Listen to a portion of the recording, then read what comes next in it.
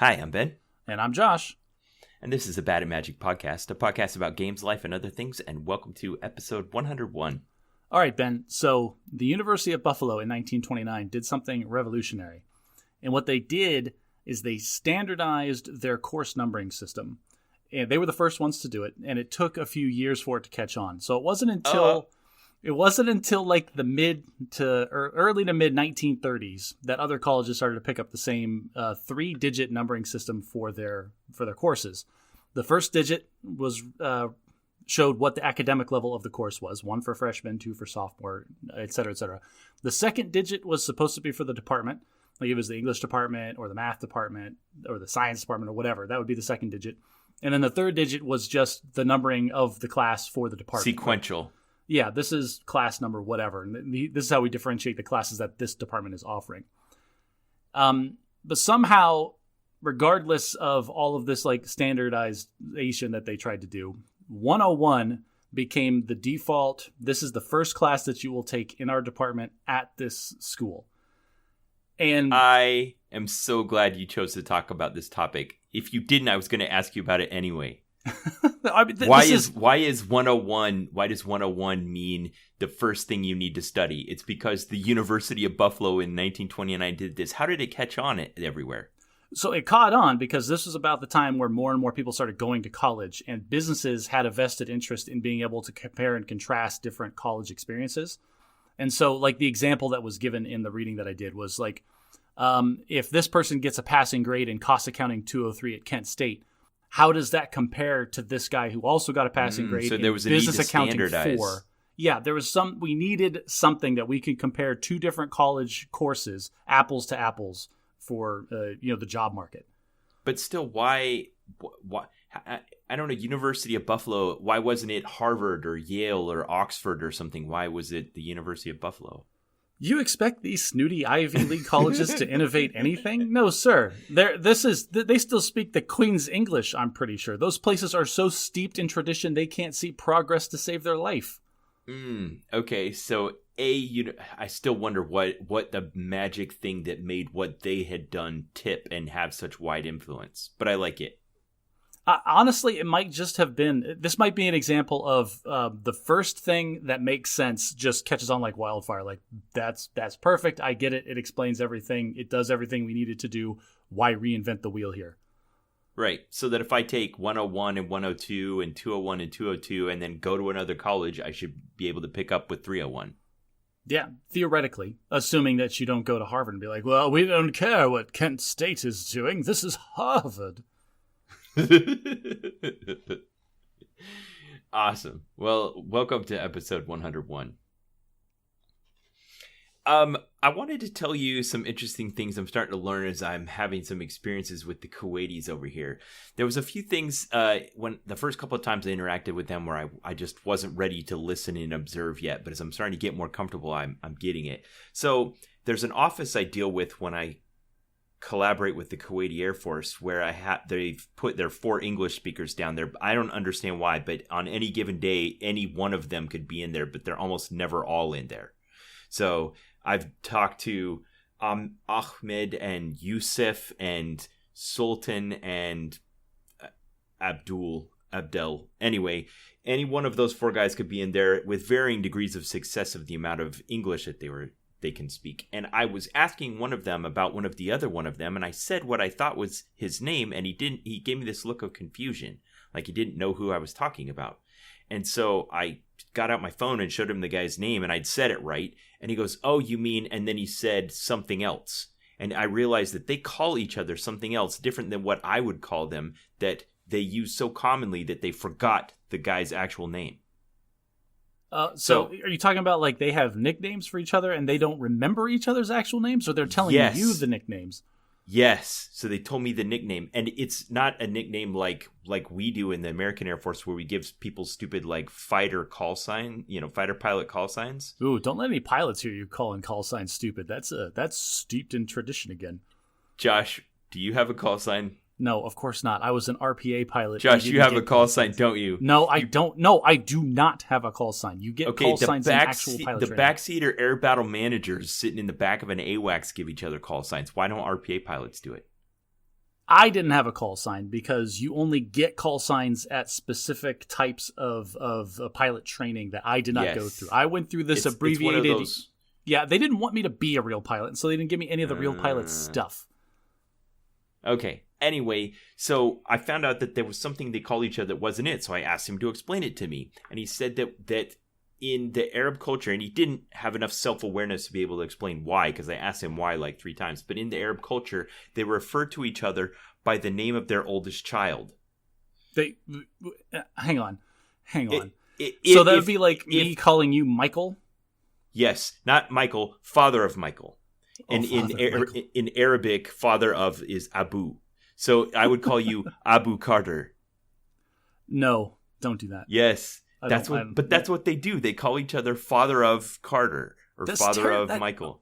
That's terrible because now, like, if naming your own kid wasn't enough of a problem, like making sure they get a name that's going to be good and carry with them. Now you're kind of renaming yourself as well. You can't put that much pressure onto one name. So it's your oldest son that they do it for, even if you have girl children. So it's still very misogynistic in its own way. But if that's a culture thing, right? But if they don't have any male children, then they will refer to them as father of, and then their oldest daughter.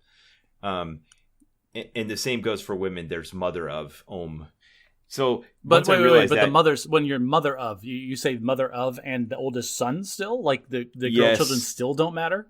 Yes. Wow. So ladies out there, whatever your oldest son's name is, that's your name now. Okay, so I'm just going to start calling Alicia mother of Michael and see how long it takes her to slap me. Yeah, well, like you said, that's not our culture. But I found that fascinating that he didn't know what name I was calling his friend by because he always referred to him as Abu Abdel, which is father of Abdel. So I see. So he didn't even know the guy's actual name. He didn't even know the guy's name. Is that a fail on your part for not being culturally sensitive, or a fail on their part for not knowing who they're working with? So it's a thing you do when you're familiar with people. For instance, have you ever had that experience in the Air Force where you say, I need to talk to Colonel Smith, and they're like, who? I say, Colonel Smith. They say, oh, you mean Shredder. No, the only I only call him Shredder. I never call him Colonel Smith. I only call him Shredder. Okay, thanks, D-bag. That is not helpful for the 85% of us that aren't pilots. Right. How do I look him up in the global address list in Outlook? Yeah. Is he Shredder at usof.gov? No, you idiot. Stop calling him that.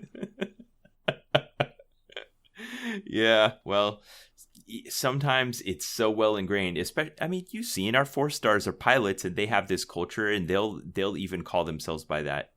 They wear name tags with it on it. You're bringing out my hard. I have a very strong anti-pilot streak in me, and you're really begging me to go on a 45-minute rant about pilot culture and how it's destroying the Air Force. Let's go back to Middle Eastern culture then. So they when they're familiar with each other, they call each other Abu and then the name of their oldest son. Okay, that's wonderful and not helpful at all for people that are not part of their inner circle to be able to communicate. This makes me think that that's what they call each other in there, and the guy didn't know his formal actual name. So how close are these guys actually? Are they friends? Do they hate each other? I'm so interested in the inter-office politics of these 4 guys who suspiciously are never in the same room together. I'll let you know if I figure it out. Right now, it's still a mystery that I'm trying to unravel. I had another experience with them this week. Apparently, their general officer that we're both liaisons for is kind of mean and angry. So I had an experience this week where I came over with an invitation to my commander's change of command, which will be hosted by a 3-star general. And I invite their 1-star general to come and be there for it. And they're like, oh, no, he can't. He's busy. I'm like, well, can I talk to him? I'll invite him and just tell him he's invited and that this is important. They're like, no, you can't talk to him. I'm like, well, is he busy? They're like, yes, he's very busy. I'm like, what's he doing? I could just go up there and hand him this and tell him it's important. And you can translate for me. Dude, take the hint. Listen, this is you being way too nice. But this is the funny part. So he finally realizes he can't talk me down. So he says, okay, I'll go ask him. And he goes out of the room until he's out of view, and waits maybe 20 seconds, and then comes back and says he said no. That's interesting. So what is their aversion to their 1-star being invited to an American change of command? So I asked my boss about that this morning, who's, interacted with him bi-weekly over the past year. And he says he's just a mean old guy. Like, that's it. He's just mean. Okay. Well, why'd you invite him in the first? Oh, you have to. It's the You host have nation. to. We live polite. on his base. Yep. Right. Hey, come to our thing. Yay. No, he doesn't But want. he's No, not gonna. nobody wants to go to change of command ceremonies. All right, let me tell you a few other cool facts I learned. So some of the things you see when you learn about a culture is like how heavily the geography influences their language and traditions. Like, for instance, you probably heard that American Eskimos have like 40 different words for snow, and we have one. So now hang on a second. I don't want to actually, but actually, Alaskans have 40 names for snow the way that we have adjectives to describe snow, because they just do the compound words thing where they'll just take the adjective and stick it together with the word with no space in it. That's where the 40 different types of snow comes from. So technically you're correct, but at the same time, so are we. So I'm sorry, I totally derailed you with an actually, but I just couldn't let it stand. Yeah, I'm disappointed by that actually, because it was a good one. But I'm sad because it feels like the first time you find out that like some story you'd always told was wrong, like razor blades in children's Halloween candy. Yeah, that never actually happened, right? No, never actually happened. There's a lot of those. Sorry, or Ben. this story about Kitty Genovese in New York City being mugged and murdered while 40 people stood around and watched. Never happened. Lady Godiva, naked on a horse to like as some agreement or bet with her husband or something, also never happened. Okay, so I was trying to say that our geography influences our culture and language. So here in the Middle East, it's very hot and arid and dry.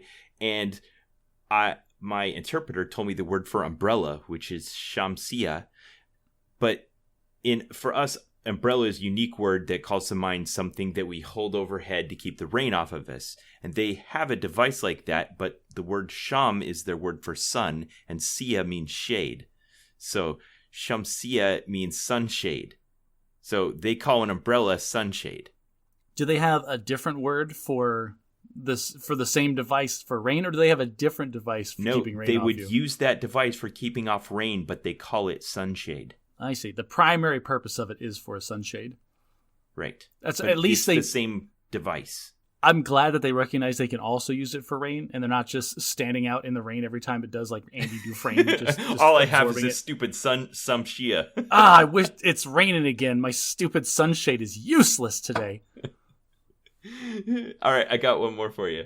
So not only does the geography influence their culture, but I don't know what people imagine, but where we're at is this weird thing where we come to the Middle East and we have a purpose for being here, and the American military operates in this expeditionary way where when we first arrive, we have tents and we eat MREs. But as we start to be here, more than 6 months, we're like, well, let's build a cookhouse and actually have cooked food instead of packaged, pre-prepared food, and let's change our tents into hard buildings so that we have a nicer place to sleep. And let's build an in-ground lap swimming pool, because yes, we do that. Yeah, and over time the standard of living gradually starts to arise, but there's some really interesting differences that you wouldn't think of. For instance, none of the construction has to comply with any American building regulations like the Americans with Disabilities Act.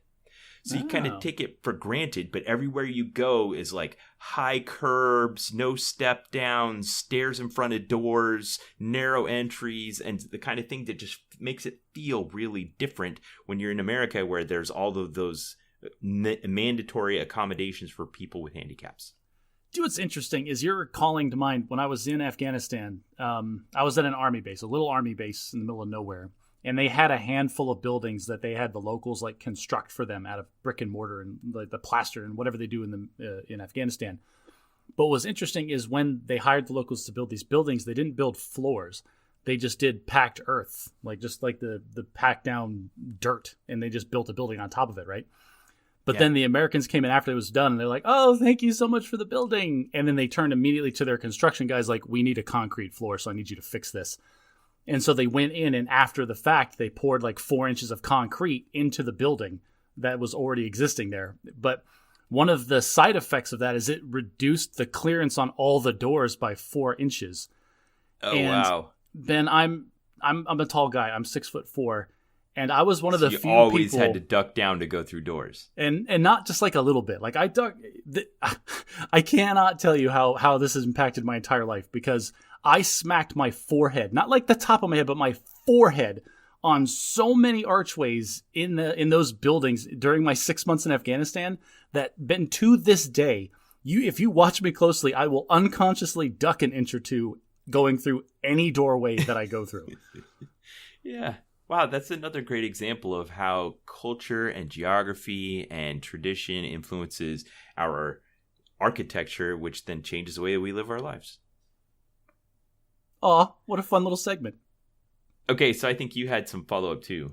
I did have a follow-up. We were talking about movie going and candies and stuff in our 101, our 101. This is 101. In our episode 100 Ask Ben and Josh Questions Spectacular. And one of the most riveting questions we received was, what's your favorite candy? Yeah. And I talked about nerds, and then you tried to sell me on nerd ropes and nerd clusters.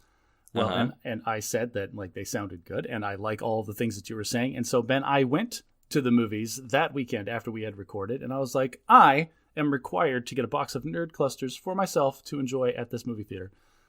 And what did we see? Oh, we saw Elemental, the new Pixar movie. Okay. I got a box of nerd clusters, and everybody else got their normal stuff. We got the popcorn and the soda. My wife likes Milk Duds. That's her thing. And I was very pleasantly surprised. These were very good, and they didn't make a mess, and they were easy to eat, and I wasn't making that ridiculously loud, annoying rattling sound when you tip a box of nerds. They solve all the problems of nerds and still give you the nerds experience. I will say this, though. That box, the movie theater box, which again, they're the size of like a VCR cassette, that was the perfect size. Like any bigger than that, and it would be too much. Like I ate, between me and my son, I ate that whole box. And I remember taking like the last two and thinking to myself, if I had like 5 more of these, I think I'd be sick. Okay, so just enough that it lasted you long enough, but not too many. But not too many, yes. So thumbs up, nerd clusters. That might be a thing from now on. Awesome. How was Elemental? Give it a thumbs up, thumbs down kind of thing. Okay, I think we should talk. I think you should see it whenever you get the opportunity. We should talk about it on the podcast, because it is the perfect movie to discuss, because it is this lovely, heartwarming, and very grounded story about what it's like to be a second-generation immigrant in another country. Oh. Like juxtaposed with the physics that just don't make any sense at all. And it's just such little details that we get to nitpick out. All right. So for example, okay. I will talk about this one because it's in all the trailers and everybody's seen this. I watched one trailer and it just looked like Romeo and Juliet, but with fire and water instead of the Montagues and the Capulets. It's a little more nuanced than that. And I do recommend it. It is a great story, and it's a great way to introduce your children as a talking point for immigrants and what it's like for other people in different countries. But there is a part in the trailer where the water guy and the fire girl walk up to a chain link fence, and he throws his shirt over the fence and just walks through it, and then catches his shirt on the other side. And she just walks through it and melts the fence. And then they one of them says, "Why do we even have these?" And the other person goes, "I don't know." And they walk off, and it's just this throwaway gag, right?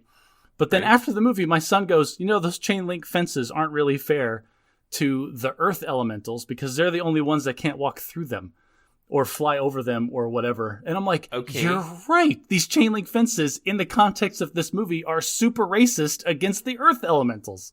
Wow. What a brilliant little discussion you probably had after that.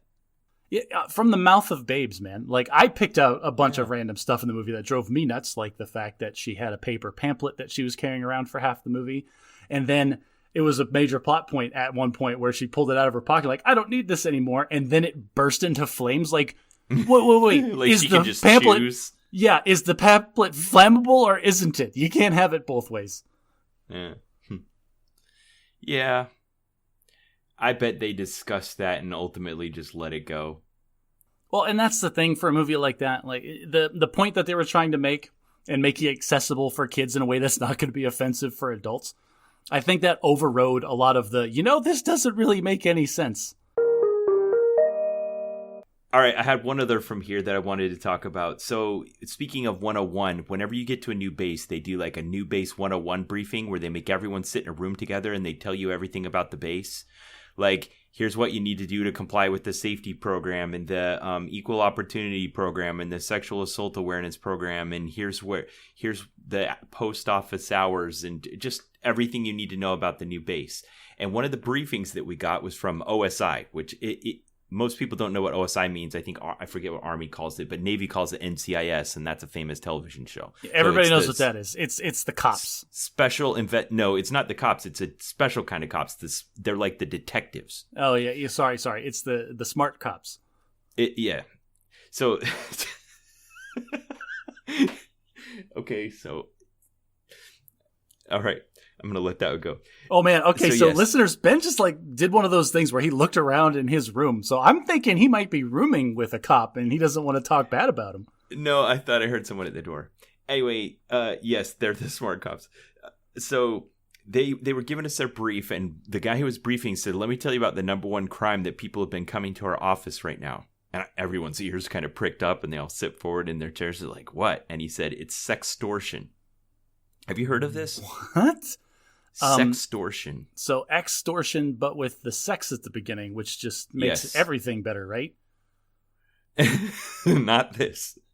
So this is when, because of whatever reason, you were behaving in such a way that either pictures of yourself naked are available online, or you have a live camera on where someone can capture such pictures, and someone with nefarious intent captures those. And then they prepare probably a series of templated images that then they'll show you and threaten you and hold you for ransom. Wow. They'll show you a picture of your Facebook feed, but with a picture of you naked in it, next to things from your mother. Okay. And then they'll start a timer or something and say in 60 minutes we're sending this to all your family unless you send us money. But so apparently those this are okay. Ben, I've gotten all of these junk spam emails before, too, where it's like, oh, ho, I'm emailing you from your email address, so you know I have access. One, no, they don't. It's very, very easy to spoof an email address. I have had access to your system for 2 weeks, and I have recorded you on all of these adult websites. And, one, you're presuming I go to these adult websites. And, it's just a shotgun phishing email. They don't have access to anything. They don't have nothing. They can't get on your Facebook. Details. I don't know if this is happening in chats or on applications or whatever. But whatever the case is, it's happening in a way that people feel it's legitimate enough and threatened enough by it that they're going to the cops with this. And it's happening pretty frequently. How many pictures are people taking of themselves naked and putting into unsecured digital storage locations? That's the real question. Yeah, I understand victim blaming, but hang on. I'm not trying to victim blame people. What I am trying to do is everyone takes naked pictures of themselves. You kind of are. You kind of are victim blaming. No, all right. So you might not be aware of this, Ben, but there is an established there are protocols that you do for the naked pictures that you have on your phone. You probably don't have any. I know that, but this is a very common thing. Talk to I'm not going to say your kids. Talk to some of your younger subordinates, and they'll explain to you. All right, here's an example. Have you ever had a picture on your phone that you wanted to show somebody, and you pull up the picture and then you hand your phone to them?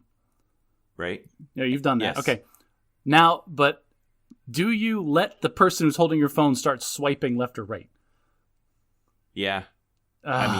You see, I just don't live in such a way where I'm worried about that. That's a cultural difference. Right now, I'll tell you right now, you are not allowed to do that. I'm telling you, this is actually informative. If somebody hands you their phone to show you a picture, you are not allowed to swipe left or right. And that's just accepted, general, understood knowledge. I get what you're saying, but sometimes the cases where I've seen it happen is we're I took 15 pictures from the event. Here you go. And I hand them the phone. No, then you swipe. You don't hand them the phone. You hold the phone and then you swipe. And you're counting the whole time. So you don't. You're reminding me of a story that a friend of mine told once. I want to retell because I love it. So back in the 90s, she grew up like the girl that's portrayed by Lindsay Lohan on Mean Girls, where she grew up in Africa with her parents doing things, except her family moved to the Solomon Islands. Well, in the Solomon Islands, the native women don't wear tops. Mm-hmm. And while they're there, they took lots of photos that were just scenery, but some with the people and stuff like that. And so she was a new school teacher in elementary school, I think, and she was going to do a presentation on Solomon Islands. And she had a spool of 35 millimeter slides. And so she'd taken out all the ones with topless women and put it all the way at the back of the slide projector so that those wouldn't get shown during the show. No, you and take then them out. And then her print, yes, you take them out. This is the old version of what you're talking about with phones. Yeah. So she put them in there and she put them all the way to the back, and then she started the presentation and she was on the slide, and then her principal came in while she was showing this to her kids, and she went to push the forward button and she accidentally pushed the back button and went immediately into the topless photos. Oh. And then when it came up, she panicked and hit the back button like 5 more times, so she was 5 deep. It's just clicking through. It's like, oh yeah, this is what the Solomon Islands are like, just smut from wall to wall. She was 5 deep into the topless photos, and the only way to get out was to go back through them. No, the only way to get out was to kick the projector over. Like, there are things you need to do to preserve your job at that point. Yeah. Anyway, so what you're talking about is like online cyber hygiene that you would follow if you're being responsible, if you want to partake in something like distributing naked photos of yourself to a limited group of people, or even just taking them with your own camera where they could potentially be uploaded to the cloud or seen by someone who was carelessly swiping on your phone or something like that. Still, I'm going to say that's victim blaming, because if someone is using a photo like that you didn't give them permission to have and didn't intend to give to you in a way that's exploiting you, that you're a victim, regardless of how careless you were with your information. You're right. You are correct. I shouldn't victim blame people for this.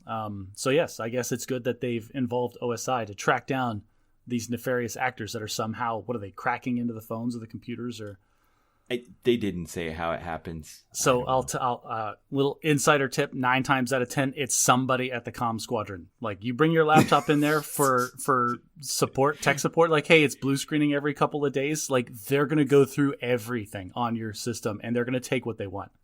Were you at First Comm when we had an incident like that happen in Langley, Virginia? I wasn't there when that happened, but I know that's what happens, because you're handing your whole life to like some 19-year-old kid and being like, hey, be responsible.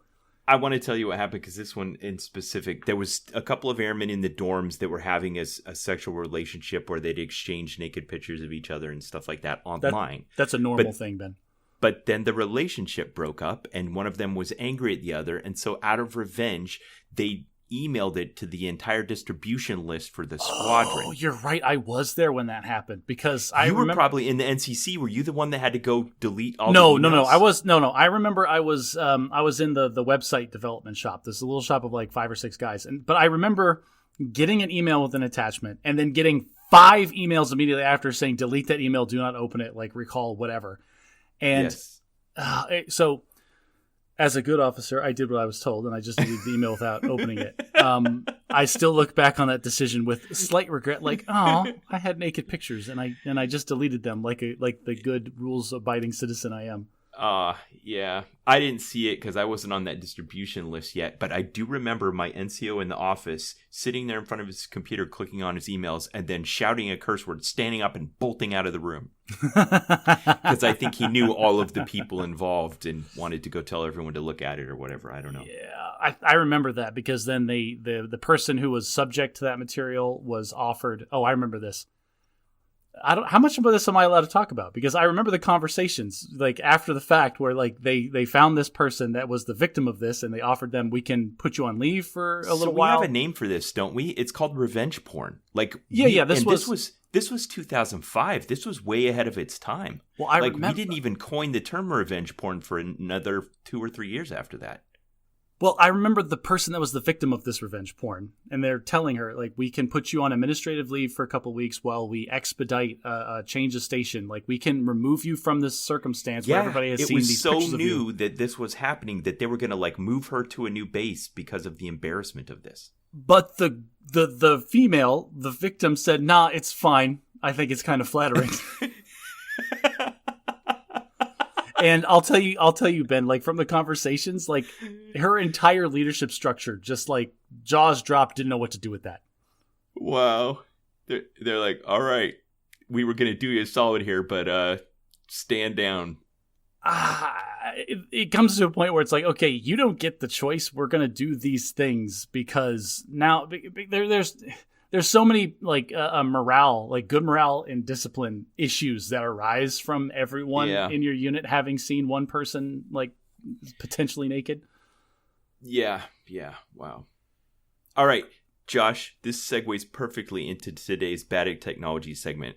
Ooh. the first week that I was here, as all of my responsibilities were raining down on me and I was doing everything for the first time. I don't know if I think everyone has this experience at a new job where you get there and the first time you're doing everything, you kind of do it in slow motion.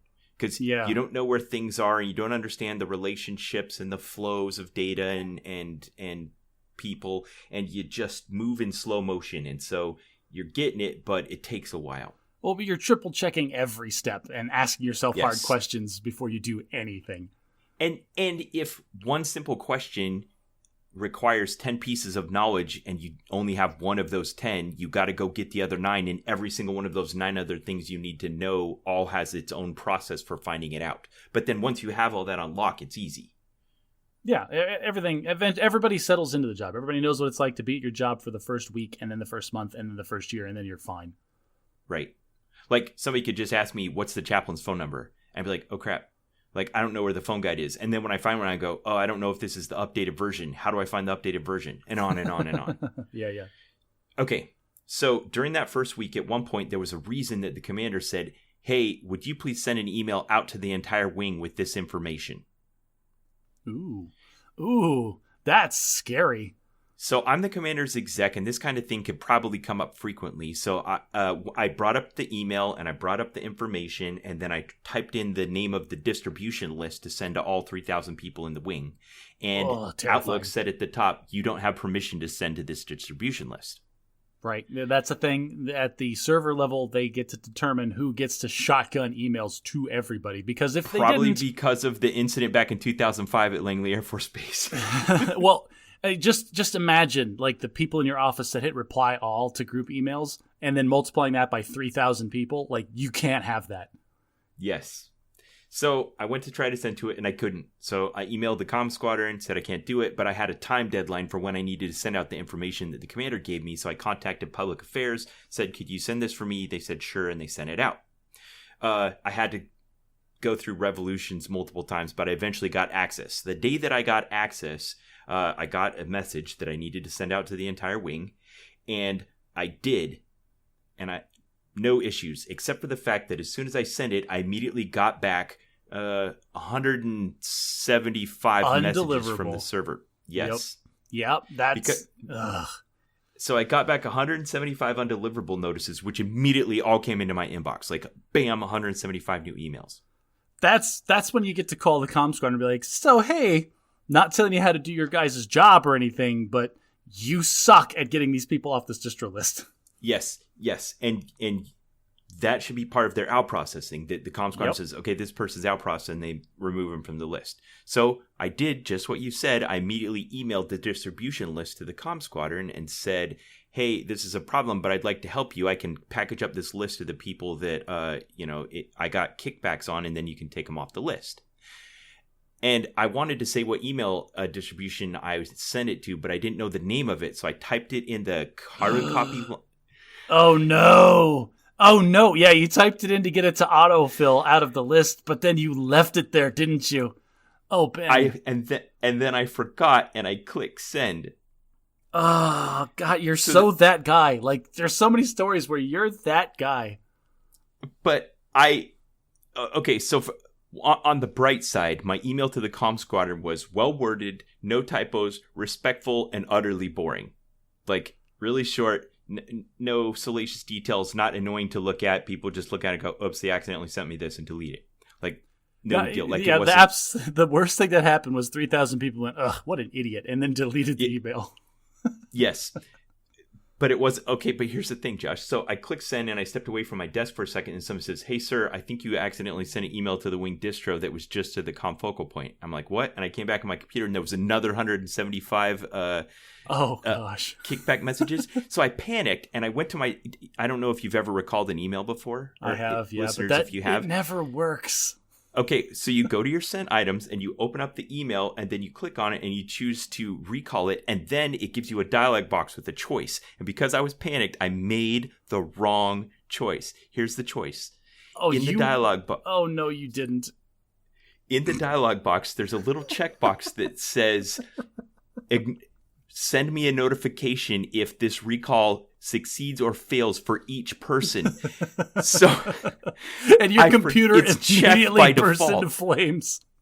it's it's checked by default, and I hit OK, and then not only did I have 350 server kickbacks from me, but then I got another 175 for that message that I sent, and then I start, and this doesn't happen immediately because it isn't processed by the server. It's processed as soon as a person either looks at or allows the recall to succeed on their message. Yep. So you get this fun bell curve where there's like this initial wave that happens, and then over the next like week, you just get like 50 or 60 emails a day. Yes. So Josh, for the last 2 days, first of all, I got like immediately I had like 2,000 emails in my inbox. And now every time I come to my computer, I've got another batch of like 40 or 50 of these like succeeded or failed recall messages. And while I'm working throughout the day, pop one will pop up, pop one will pop up, pop one will pop up. And I feel like every time it happens, like, you're an idiot, you're an idiot, you're an idiot. I think this is the IT version of like having like holding your lunch and stepping on a rake and the rake slaps you in the face and then turning around and immediately stepping on another rake. Like it's just this coalescing errors, these cascading errors. Yeah. I wish I hadn't tried to recall it. 2, I wish I'd unchecked the box that said tell me. And 3, I don't know. I don't know. So here's the thing: is like, yeah, you accidentally CC'd the Wing distro. Like this is why you're the reason why we can't have everybody have access to Wing distro lists. I shouldn't have been given access. I was irresponsible with it. So here, like, my perspective. Okay, you accidentally CC'd the Wing. Honest mistake. It happens. Everybody's been there. You trying to recall it? That's just you admitting openly to the world, hey, I screwed up. Please let me fix it. Like, the recall does nothing. The recall does. All it did was put a second email in Josh, everybody's this boxes. was pure panic. But I agree with the ethic that you're saying, that sometimes saying sorry isn't necessary. Yeah, if you would maybe just even just makes let it it go. worse. Yeah, just I screwed up. Just let it eat your medicine, and then, because here's the thing, like, you accidentally CC'd the Wing on your first week. That's a funny joke. That's like yeah, I screwed up when I first got here. Trying to recall it, everybody knows that you panicked. Everybody knows that you freaked out and were like, oh, but it looked terrible in front of the boss. And like, you're just displaying your insecurity to the whole Wing at that point. It was mortifying. I spent a good part of that day just feeling those feelings I haven't felt since like the last time I got called out in high school for being late to turn in an assignment. Just those feelings of embarrassment and mortification and just stupidity that you don't feel very often as an adult. So here's the thing, Ben. I will razz you mercilessly for this mistake because I'm your friend. But at the same time, anybody that doesn't know you, anybody that's not in your immediate sphere of control in your office, has already forgotten that this has happened. Yeah, I get it. Anyway, it's still, I couldn't stop those feelings from just washing over me like waves. Is your call sign in the office now distro? It should be. I love it. If anyone asks, that's it. Distro. Josh, you have a Bad at Magic segment queued up for us. Yeah, so I don't know why, Ben. This just happens to me. Like, I don't know what happened. But somehow... why? Somehow I became the default judge for Magic games at my local game store. And this happened when we were in Virginia, like when we consistently went to the store. Like, I was the guy people asked questions like, how does this rules work? Or how does this interaction go? And I didn't pursue this. I didn't volunteer. I didn't stand up in front of everybody and say, hey, everyone, I know all of the rules better than you. I will be the judge if you need me to interpret things for you. Josh, you know how this happens because, like, when I have a rules question come up and someone asks me how it works, I'm kind of like, well, I think it works this way because that's what happens when I play it on Magic Online. I don't say that's what happens because in Rule 204D subsection 5, it says that this is in layer 3 of the stack or whatever. Like, but when you answer rules questions, you answer it that second way, not the first way, and that immediately establishes you as one having authority and knowledge, and people are going to gravitate towards that. And then the next time a rules question comes up, they're going to be like, "Ask Josh." So I can see the progression of this happening. Like, looking back, I can kind of see the dominoes tipping over. Like, I go there every week and I play like a handful of Commander games with people. And I remember being in a situation where somebody will play a card and be like, oh, this interacts with that, but then that's yours and not mine. So how does that work? And then I immediately jump in. Oh, well, does this X, Y, and Z because of like you're talking about with authority? And like, I do know how this works. It happens this way. And then we have AppNap that we've got to think about. Like, yes, because right. I know how the game works. No one can argue against that kind of logic. Well, and then I remember being at another game at one of a couple pre-releases ago where we sat down and the guy goes, and this happens, I get to attack. And I go, no, you don't. And he goes, but this did this. I'm like, yes, but this says this and this and that. Like the other guy said it does it this way. Well, the other guy was wrong for these reasons. And so that just slowly gets me to this, like you're talking about this position of like, oh, well, he knows what he's talking about. But what really tipped the scales, what made me want to say it this time, is last week we went to the pre-release for Lord of the Rings, okay? And two things happened that the Lord of the Rings Magic set. Yes, I'm sorry, the Lord of the Rings Adventures in Middle-earth, the Magic the Gathering card set that came out. My son and I both went to the pre-release, and I gave him, over the course of the week leading up to it, I was like showing him like cards on the spoilers and be like, this is how this works. You need to be aware of this. This is going to be a thing, trying to prime him for everything that happened. Yeah. But we get there, and two things happened that set me apart from the rest of the store. Is first of all, we sat down, and I just overheard somebody talking before we got started, like, oh yeah, there's like the ring tempts you or something in this weird mechanic that happens. And that's like the heart of the set. It's the mechanic on most of the cards. Right, but people, it's a very, very non-intuitive mechanic, and it's a unique to any mechanic that's ever been made in Magic before. And when you say non-intuitive, I don't know if that's right. I mean, like, it's designed to be intuitive. It's supposed to call to mind the concepts of the films and the books. Okay, well, you can say that, but then rules-wise, it creates an emblem, which only Planeswalkers have ever created emblems. 2, it has an emblem with multiple abilities on it that increase throughout the progression of the game at certain trigger points, which has never happened. Emblems have never changed before.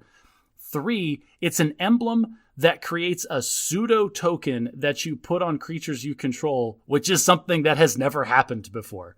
Like you just choose a creature and there's two a memory. New things that have never happened before. Well, but it's all packaged into one thing. That's 3 words. 4 words. The ring tempts you, and it's like, that means the ring tempts you, and then you do like 8 different things. You do these things. Yeah, in this order, and it has these ramifications that compound throughout the course of the game. Anyway, but somebody just mentioned, because not everybody reads all the spoilers like we do. Not everybody was fully aware of what was going to happen. And so somebody said, oh, there's like a ring thing that happens. Like, oh yeah, you get like a token. And I could not stop the words out of my mouth. You get an emblem. So you stood up and gave a lesson. Yeah, I stood up and I started, this happens to me all the time. I don't know why, but I'll start explaining to these two people, and I'll be halfway through the explanation, look around and realize everyone's paying attention and trying to get the lecture at the same time. So then I just start talking louder. Do it right. Here's the other thing that happened, Ben, is going into the pre-release, I knew, and I had read materials from Wizards that said the pre-release packages have promo cards in them. Like a pre-release pack is just 6 packs of Magic the Gathering, and then a couple of special promotional cards. And sometimes you can include the promotional card in the deck that you make for the pre-release, and sometimes you can't. And they had specific rules where we have a number of promotional cards that are packaged with it. Some of them are legal and some of them are not. And here are the ones that are not. There was 6 specific ones. I don't know why they do that. But here's the thing. I went when we first got there, and I paid for my pre-release packs for me and my son, and I asked the owner of the store, hey, are you going to explain which promotional items are legal and which ones aren't before we get started? And he looked me dead in the eye and he goes, what are you talking about?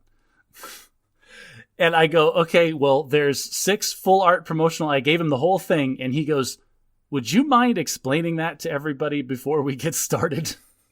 Okay, so, I can see why you're like, well, you of all people should know this. Why am I the one explaining it? Well, and that was the trigger. That's what caused me to write this note in the thing, because, okay, well, I guess because then everybody is sitting down, everybody has their product, and the owner of the store goes, okay, we're going to get started in a minute, but before we do, Josh has some rules to explain to us.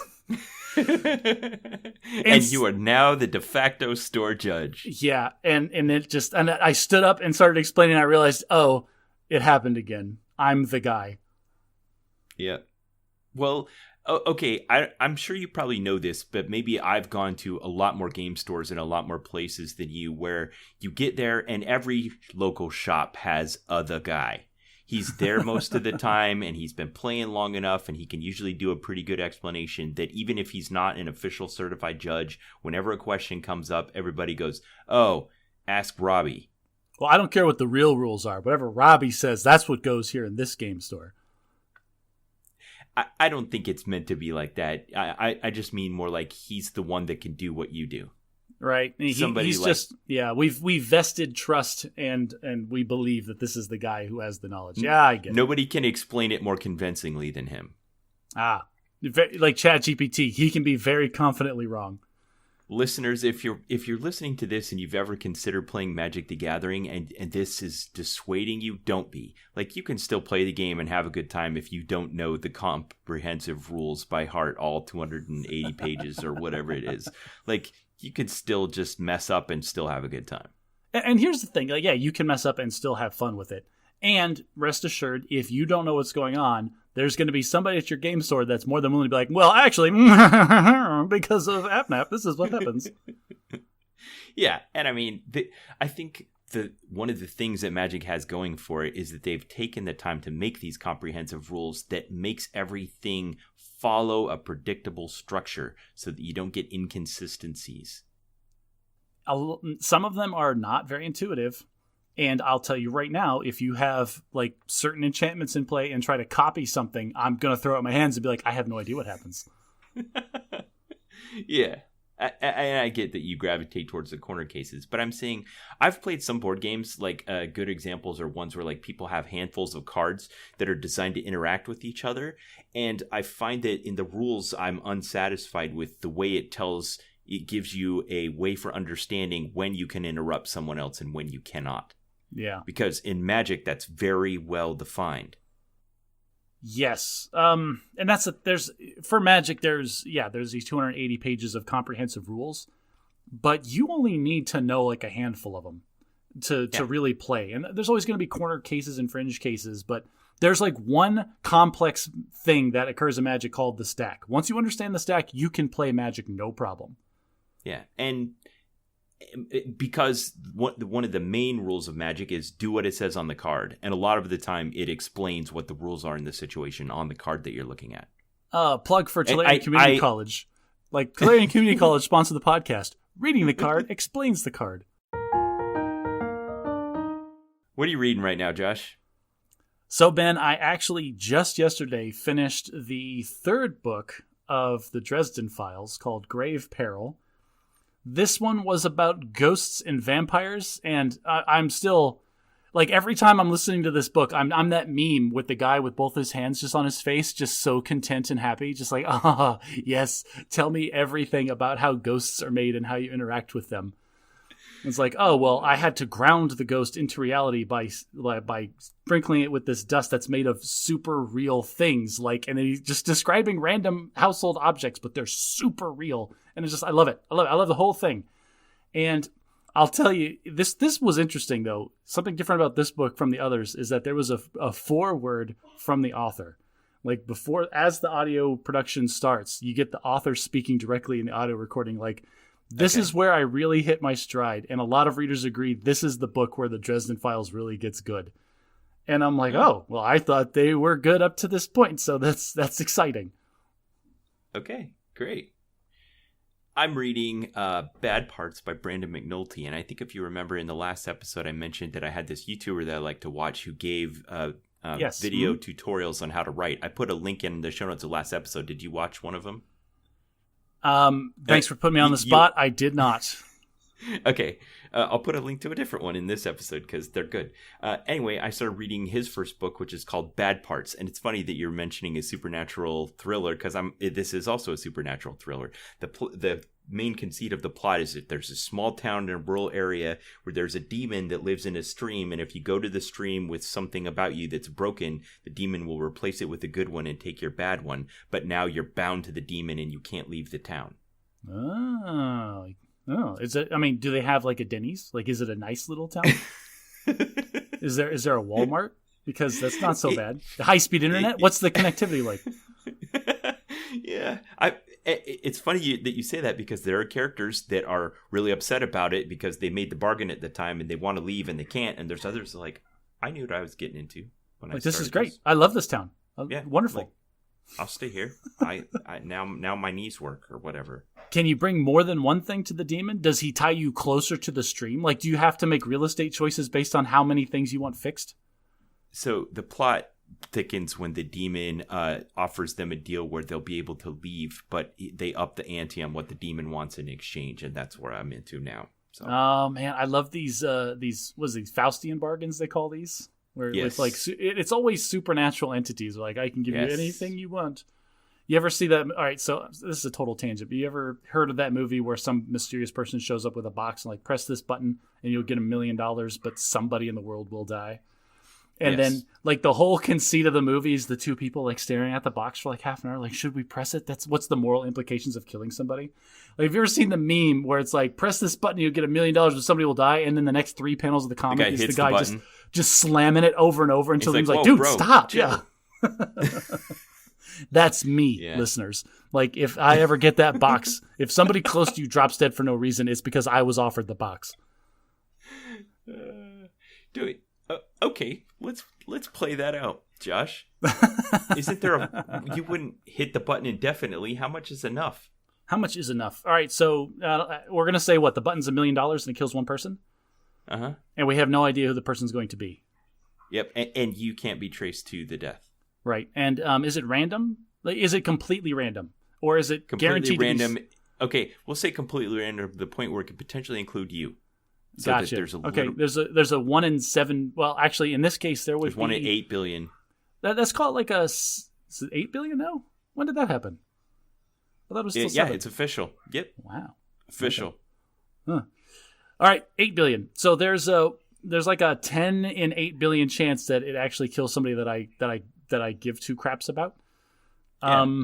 Yeah, I'm in, man. Like, I think, how many times do I push the button?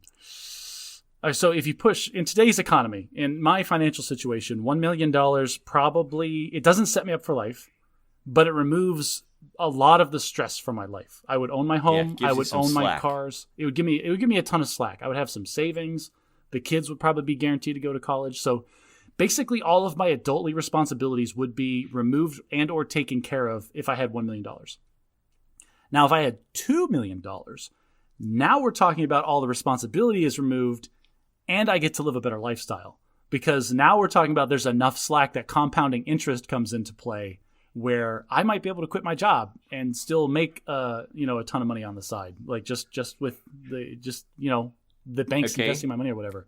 I see where you're going. I think $3 million then actually it doesn't just substitute, or I'm not allowed, not only can I quit my job, but my wife could quit her job and we'd be able to maintain our lifestyle.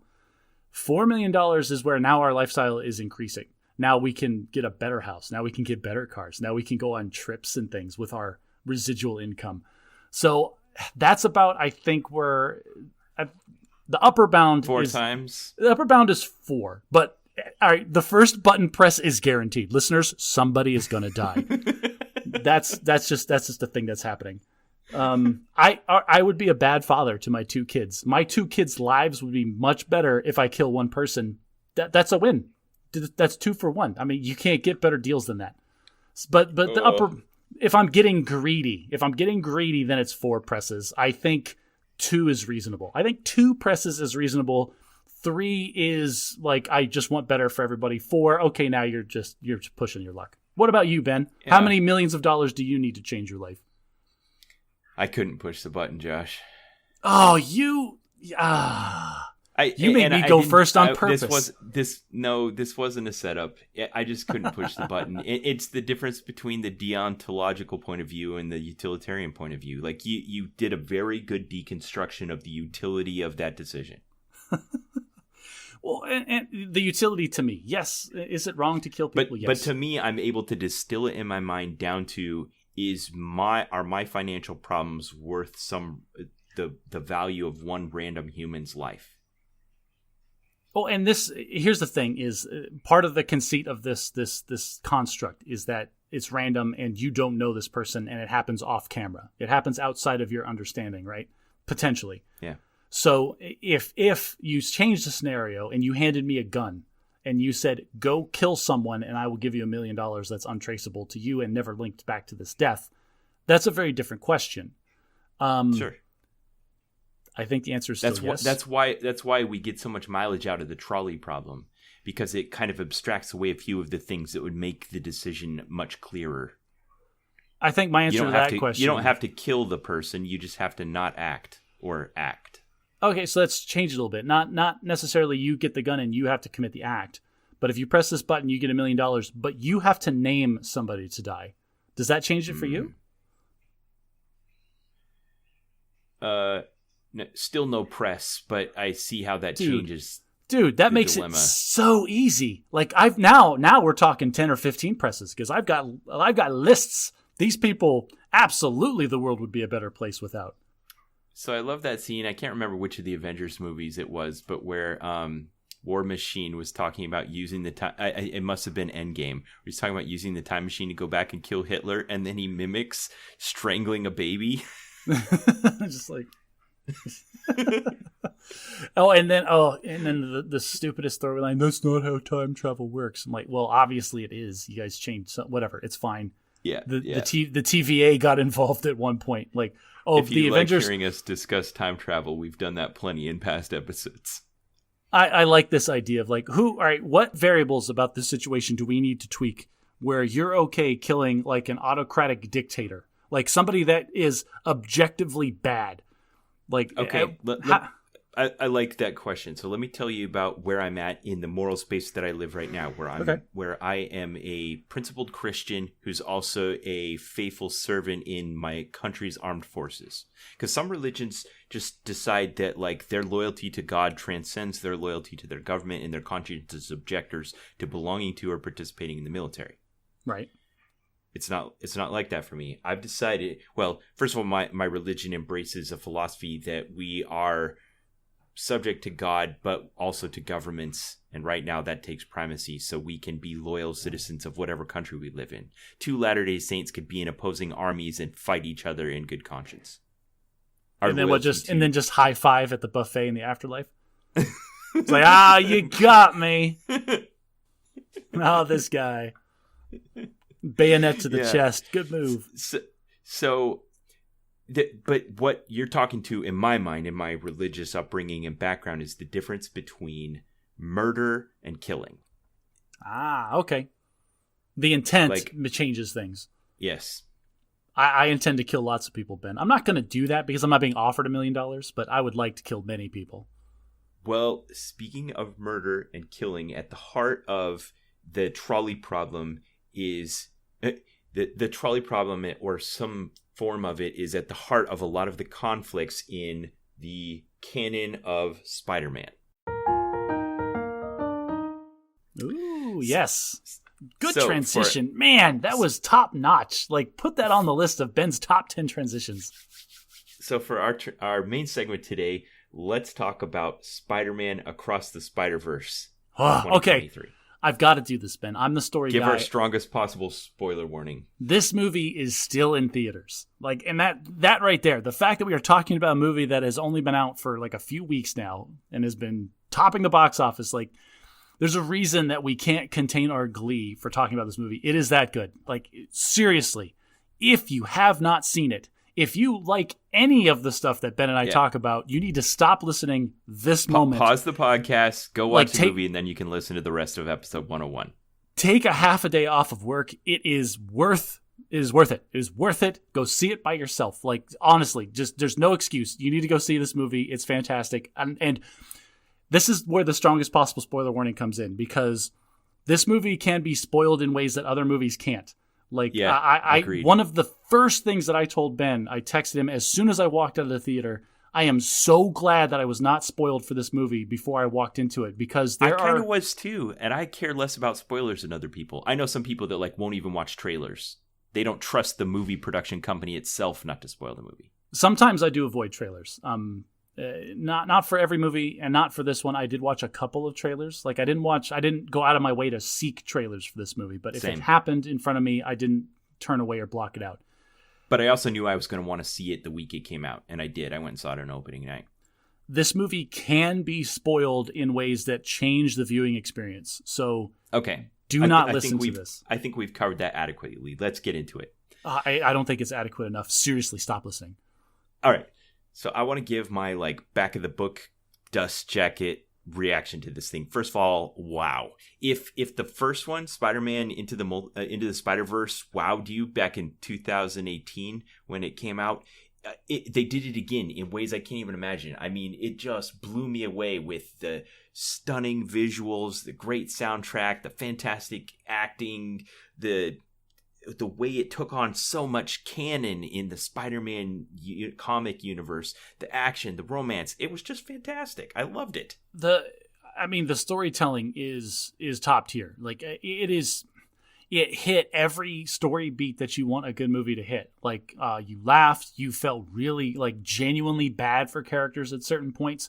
You understood both sides of the conflict, and at one point in the theater, you're sitting there like, wow, this guy's making a great argument for the things that he's going for. And at the end of the movie, I felt wrung out in the best way possible. You just want to lay back in your seat, oh man, that was a lot. Okay, I want to use some hyperbole here, Josh, and I don't use it lightly. This is an instant classic along the lines of The Empire Strikes Back. Ooh, wow. And to a lesser extent, maybe Avengers Infinity War. In that it's a middle chapter in a bigger story that ends in a cliffhanger, and that's you don't walk away feeling cheated or disappointed. Oh, but all right, so one of the only issues that I had with Empire Strikes Back is a fantastic movie, but they attempt in the last 2 minutes to end it on a high note and try to bring up the audience just a little bit from this massive defeat that the heroes just suffered, so you feel okay walking out of the theater. This movie did not do that. They put the protagonist in a horrifying situation and just rolled credits. It was so gutsy and bold and a brave decision for them to do that. And I loved it so much. Oh, me too. I felt invigorated by it. I was like, wow, that was great.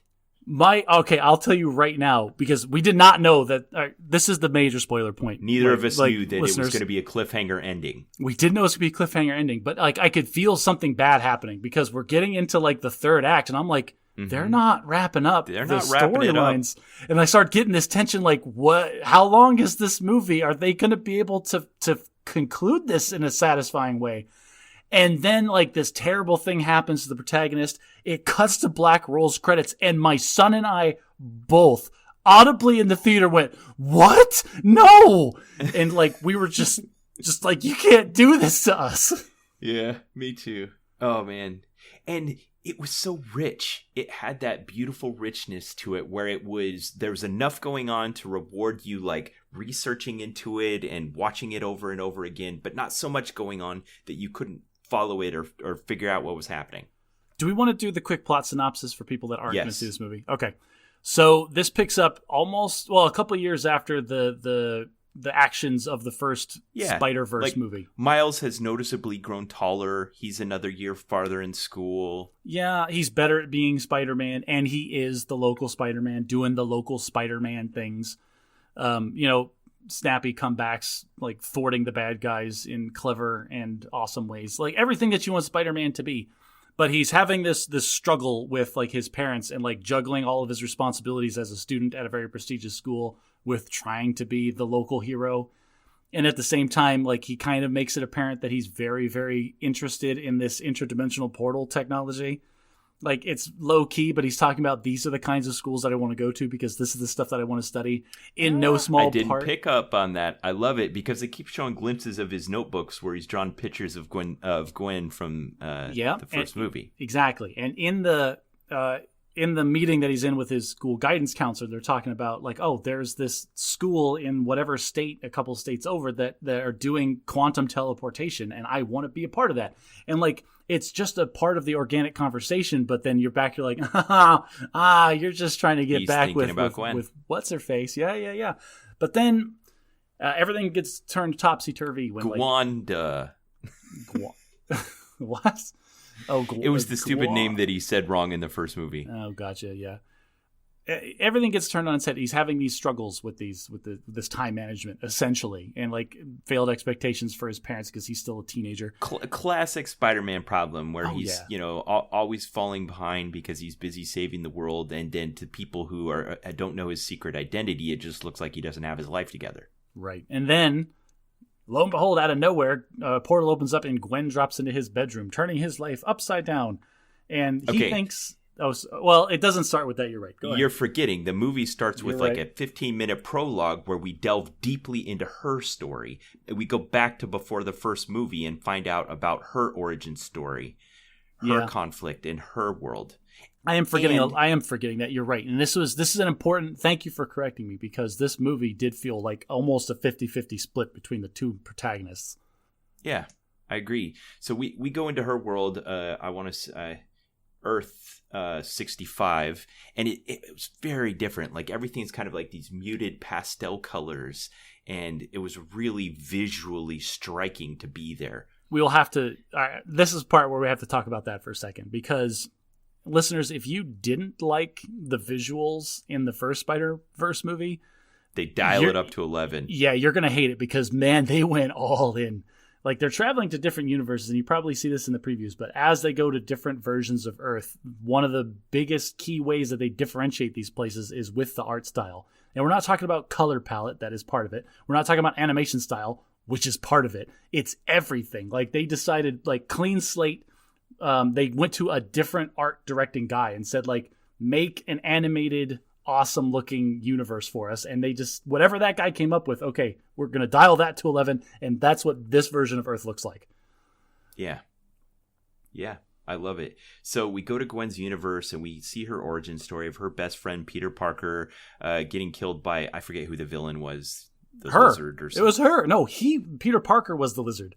Because Gwen got bitten by the radioactive spider, she became Spider-Woman, but Peter Parker was still this picked-on nerd. But then he was doing an experiment for some principled reason, but it went awry, and she ended up killing him accidentally. Well, he was doing this good principled experiment, but was also getting picked on by Flash, his high school bully, and injected himself with a serum that was supposed to make him stronger and bigger, like Gwen was, because he was slightly jealous of her superpowers. And it turned him into the Crocodile, and like he went on a rampage trying to kill Flash, and Gwen stopped him the way that you stop the bad guy, and only afterward found out that it was Peter Parker. Yeah. And then, of course, her father, who's the police chief, shows up in time for it to be, circumstantial evidence that she's the murderer of this child in high school. And now he's out to get her, but doesn't know that it's his daughter. Her father, the police chief. This was so great because they showed up at some, like, he gets a radio call. It's like, oh, there's some supervillain at the Met. He's like, all right, everybody let me look out for Spider-Woman. We're going to get her this time. And then, like, he goes there, and so does Gwen. And Gwen, I love this line so much. Like, she wrapped up all the cops to keep them out of harm's way. But then makes a point to drop down upside down right in front of her dad and go, hey, how's that manhunt for me going? Like, just, really? You got to tweak his nose that hard? Yeah, so then it comes to a point where she's forced to make the decision about whether or not she's going to reveal her secret identity to her father. She has this really a poignant moment where you can see it's really not obvious one way or the other what she should do. She decides to tell him, and then he decides to go to his principles of upholding the law rather than his loyalty to his daughter. She's trapped literally in a corner, no webs, and he's got a gun on her and he's going to arrest her. And she's like, wait, and then pulls her mask off like, it's me. And like, there's this such tension in the theater as this silent tension. Moment. And then he starts reading the Miranda rights in this halting voice, and like, oh man. And you just like, and the voice actress for Gwen did such a good job because I felt like her soul collapsing as she's like, wait, what? Yep. What are you doing? And I'm like, no, it's your daughter. This isn't supposed to happen. This isn't what I thought would happen. But then, of course, she has the immediate opportunity. In that situation, can you sympathize with him as a person sworn to uphold the law, even though it's his own daughter? We just got done talking about how I'm a rules guy. And so yeah, that's what I'm getting at. If I'm the guy standing there with the gun on her, like, here's the thing.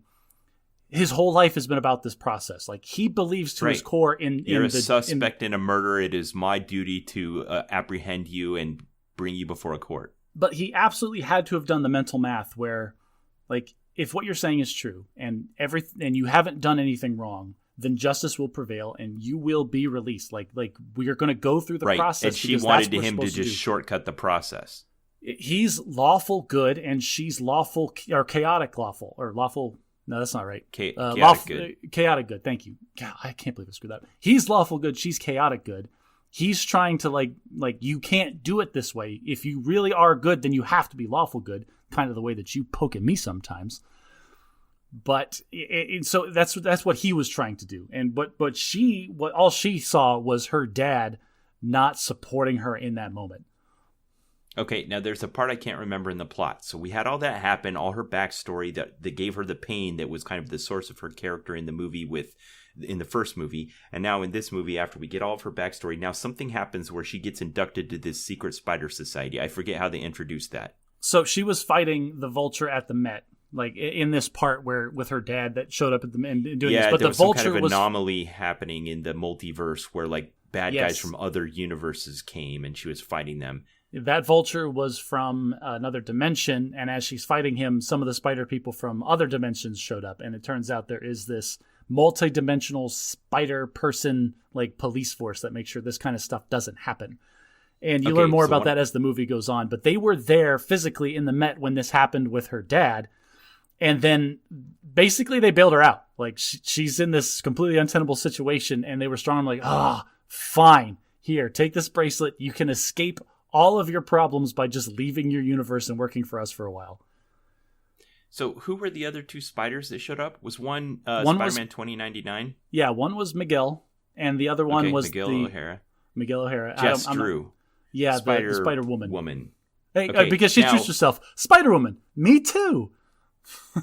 This Spider-Woman completely surprised me, was pregnant. Why does that surprise you? Ben, women can do stuff when they're pregnant. They're not porcelain dolls. You don't put them up on a shelf. I wasn't setting myself up to be your punching bag. You know it. But I appreciate that you did that. Yeah. But that they portrayed a superhero that was fighting crime as pregnant. Yeah. That's good equal opportunity, I think. I get it. It was good. It just caught me off guard that they did that in an animated movie. Okay, so then Gwen gets inducted to this secret spider society that can traverse across multiverses, and she's like, okay, my dad betrayed me. I don't really got anything keeping here. I'm in. Bring me into the secret spider society. I'll leave my old life behind. It was much less, I don't have anything going for me here, and much more, everything here is terrible, and I must get away from it. Like she was and this was driving her character the whole time, is she is running from her problems in her universe. Yeah. But then an opportunity comes up that she can go to Earth, 1610? 1610. Which is Miles' Earth. And she goes there and she has a mission, but she kind of takes a detour to go check on him and see how he's doing. And we find out later she wasn't supposed to interact with him at all, and they don't really trust her because she's too attached to Miles. And like it's this whole thing. And the idea is, So this ties into the mission of the multiverse spider people. It's delicious, multi-layered, really deep conflict. It's not like these surface-level conflicts. It's like human relationships and organizational responsibilities and all these kinds of things coming out in this beautiful tapestry of human drama. So you've got Gwen showing up in Miles' room, and she starts picking up his notebooks and noticing sketches of her in all of them. And she's talking to him. And it's so great. Like the character interaction there was so deep. Like you're talking about the multifaceted thing, because all right now, and she just plays it off like she didn't like, oh, these are nice, and then closes the book and keeps talking to him normal. But now there's this unspoken like, and she smirked when she saw herself drawn in his notebook. For me. Yeah, and it's now there's this all of this like context and I don't even know like almost body language between the two, and that was such a clever storytelling way to create this romantic tension between the two without having to like be slapping us in the face with it. Yeah, and he's trying to play it off like she didn't see it, but they both know that she saw it, and that's what creates that subtext and this like tension between them, and it's so great. but they're also excited to see each other, and they're a little bit older, and they go off in this kind of like romantic getaway where they're just catching up and spending some time together. And there's this beautiful moment where they're on top of a building on a city that has like gargoyles sticking off the edge of it, and they both walk around to the underside of it, and they're sitting there next to each other upside down, but it's right side up on the screen, so the cityscape in front of them is upside down, and it was stunning to see on a big screen. They like doing that in these movies, is playing with the verticality of the shots. And there's a few shots in the first one that are so iconic of Miles, where he would jump off a building for the first time in his spider suit, and he's falling straight down head first, but they decided to show the shot inverted, so it looks like he is ascending into this city that needs him as the new hero. And like just little story beats like that, and like everybody in Hollywood, show don't tell.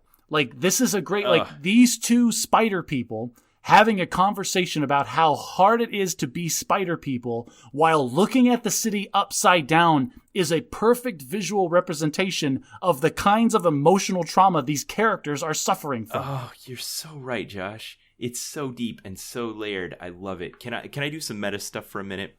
Sure. Sony Pictures Animation just hit this one out of the park. It took 5 years for them to produce it. They'd started producing a sequel before the other one had even been released because the buzz surrounding it was starting up. So there's some on and off and a delay in release due to COVID, but this movie took 5 years to get to theaters. And if that's what it takes to make a movie of this high quality, then I would happily wait another 5 years to see the next one. But I think it's going to come out next spring. Oh, thank goodness, because I can't. It's supposed to come. I can't wait. Yeah, like it's the supposed cliffhanger to come out was in March of 2024. We maybe have to. Some of that 5 years was making the next one too. We got to get through this synopsis because the cliffhanger doesn't make sense if you don't know what's going on. And so, okay, I'm going to skip everything with the villain that shows up. It's this generic Spider-Man villain that has the power of portals, like he can create dimensional portals, and it becomes a problem because as he attains more power. The Spot. As the Spot attains more power, he realizes that he can. He's more of a plot device than an antagonist. He's just moving things forward. In this case, yes. In this movie, he almost he is introduced and he drives the plot to a certain point, and then we forget about him. We don't care about the Spot for most of this movie.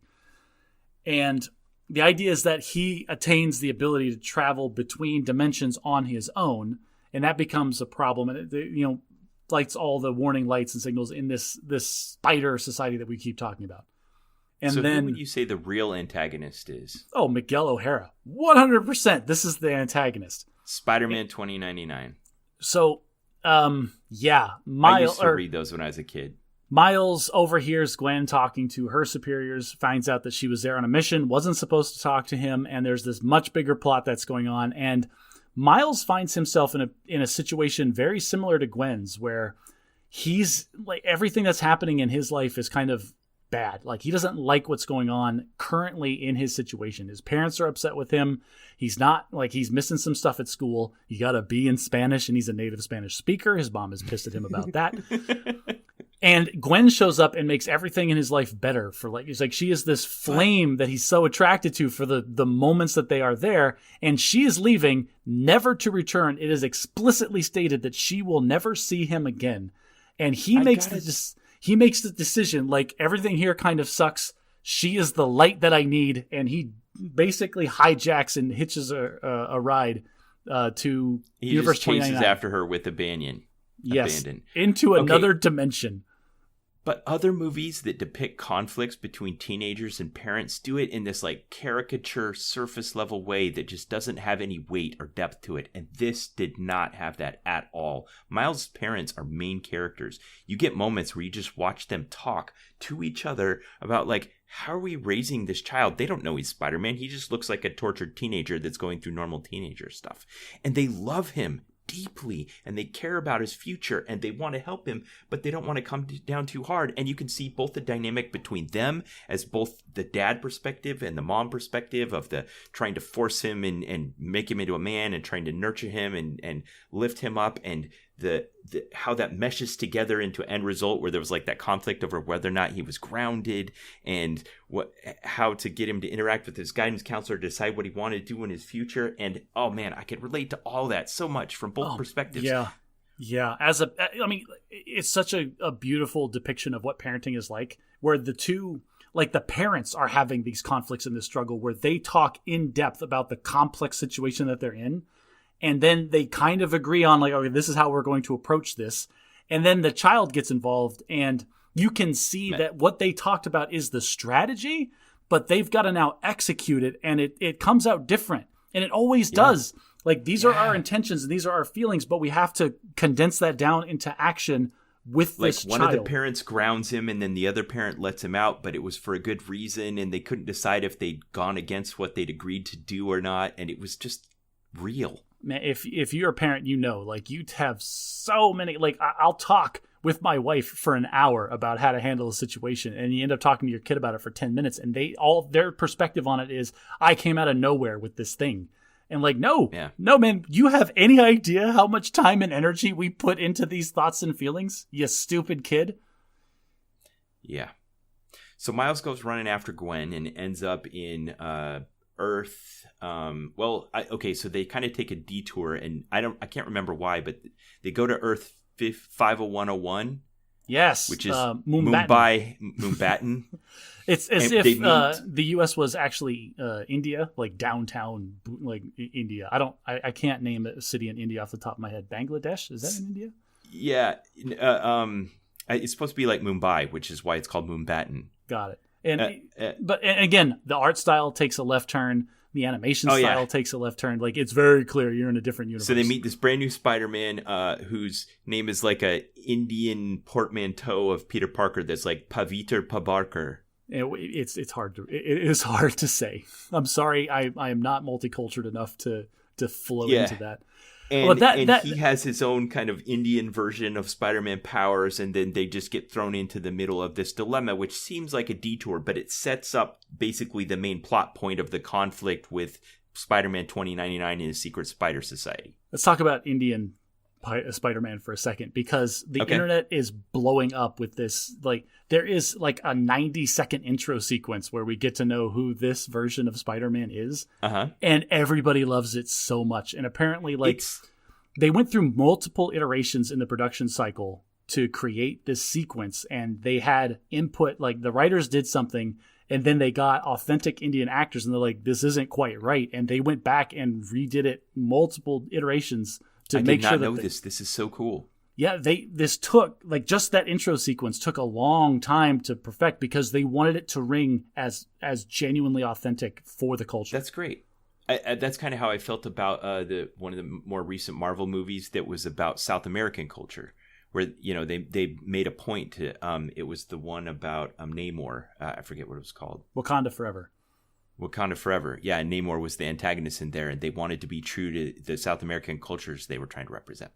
So, yeah, I mean, what is it? Like a quarter of the world's population is in India or something like that. So it worthwhile for them to invest in doing it right. And I'm glad they did, because it really it was interesting and fun to watch. So we introduced this new Spider-Man, and then I just love this character too. It's like, I sit down for some chai with my grandma. He's so much better at being Spider-Man than everybody else. And they complain about some of the things that Indians like to complain about, like the fact that chai means tea and naan means bread, but Americans, when they say it, call it chai tea and naan bread, which is like saying tea and bread. We will link that 10 seconds in the show notes, because it's that good. Oh, I have time to sit down for chai with my grandma. And then Miles kicks in, I love chai tea. Chai tea, bro, chai means tea. And he like chastises them in this great, like, with common, like, young people vernacular, but also this hardcore Indian, like, accent. It's great. It's great. Yeah. Okay, so then we're in this Moonbatten universe, and then things start to kick off. I can't remember the reason that there was fighting and disasters happening. The Spot shows up because he's looking for another one of those and giant acts as a plot things. Device again. Yeah. And then we approach an event that we later come to find out that the Secret Spider Society calls a canon event. I love that they call it canon events, because it just like tickles the comic book nerd in me. The idea is he explains it perfectly. It's like a police inspector or a police captain close to Spider-Man dies trying to save a kid while Spider-Man is there, and Spider-Man has this tortured experience where you can't save everyone. Right. But then Miles happens to be there. Gwen knows that they're about to witness a canon event, and she tries to convince Miles not to intervene, but Miles does something extraordinary and intervenes and prevents the canon event. and stop. Yeah, And the police chief was supposed to die, and then our Indian Spider-Man was supposed to have that soul crushing moment and realization that not everything's going to turn out okay every time. But now he doesn't. He Miles so prevents explain what this. you mean when you say he was supposed to die. That's why it's called the canon, right? This is the Spider-Man canon that we're talking about. There are events that happen, and like if you've seen any Spider-Man movies in the last 10 years, you know exactly what I'm talking about because they're the only events that we ever get to see on film. Uncle Ben dying, that's something that happens. Gwen Stacy falling off a building and Peter Parker not being able to save her, that always happens. Like these are the story beats that are behind every Spider-Man. And so, but why? Why are those so important? And that's when Miguel O'Hara comes in. We go to Earth 2099 and we have this multidimensional spider people because it's this convoluted, long old thing. But basically, these are the things that are always supposed to happen to Spider-Man. And if they don't, the universe is at risk. And I take issue with some of this, but Miguel O'Hara was Spider-Man. His family died and he didn't like it. And he found a universe that was basically he could step in. Didn't have a Spider-Man, and he could step in and be like, oh, like for the version of him died, and he like traveled to that instant and then just stepped into that guy's himself. Life. Yeah, and like he had his family back and his kids and started doing his thing. In that universe, like the reality of it fell apart, and everybody was like erased from that existence. And so his whole thing created this whole giant thing to make sure that the continuity. He has a theory about the continuity of the universe that stems from a single event, and he's convinced this entire Spider Society that they have to support him in upholding his idea based on one thing. These story beats need to happen to every Spider-Man, or that the universe will crumble. Is at risk. And we kind of see that because then right after Miles saves the police inspector in the Indian Spider-Man's universe, there's this giant hole that starts ripping open, and then a bunch of spider people show up to try to contain it. And at the time, we were thinking, oh, well, that looks a lot like the things that the Spot was creating, and the Spot was just there. So we think it's just him. But Miguel is convinced, no, that's not the Spot. That is the beginning of this universe falling apart because you screwed up the timeline. Because you prevented the canon event. Yeah. Yeah. And I'm glad that you picked up on that and put that skepticism into your voice, because I felt the same way. I'm like, hey, you're enforcing some very strict rules based on one event. It usually takes two things to draw a line before you can start plotting data out. Yeah. Now, I was really glad that about this point, Peter B. Parker from the first movie shows up, and delightfully, I don't know how they came up with this idea, but they show us with Show Don't Tell, they show us that he's gotten back together with Mary Jane because he shows up with a baby carrier on the front of him, and he's got a baby in it named Mayday who has spider powers, and it is delightful and hilarious. She's got big curly red hair, and it's just having a baby that can flip up to the ceiling and stay there. That must be a headache.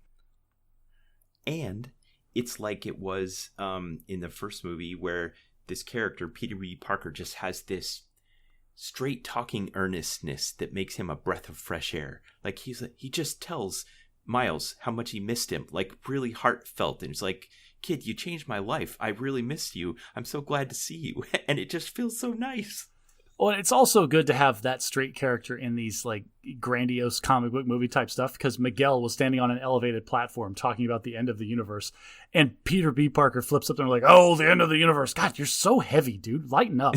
And it's like, thank you, Peter B. Parker. You are speaking for the audience. Yeah. Okay, there's another character we haven't talked about yet, and that is Hobie Brown.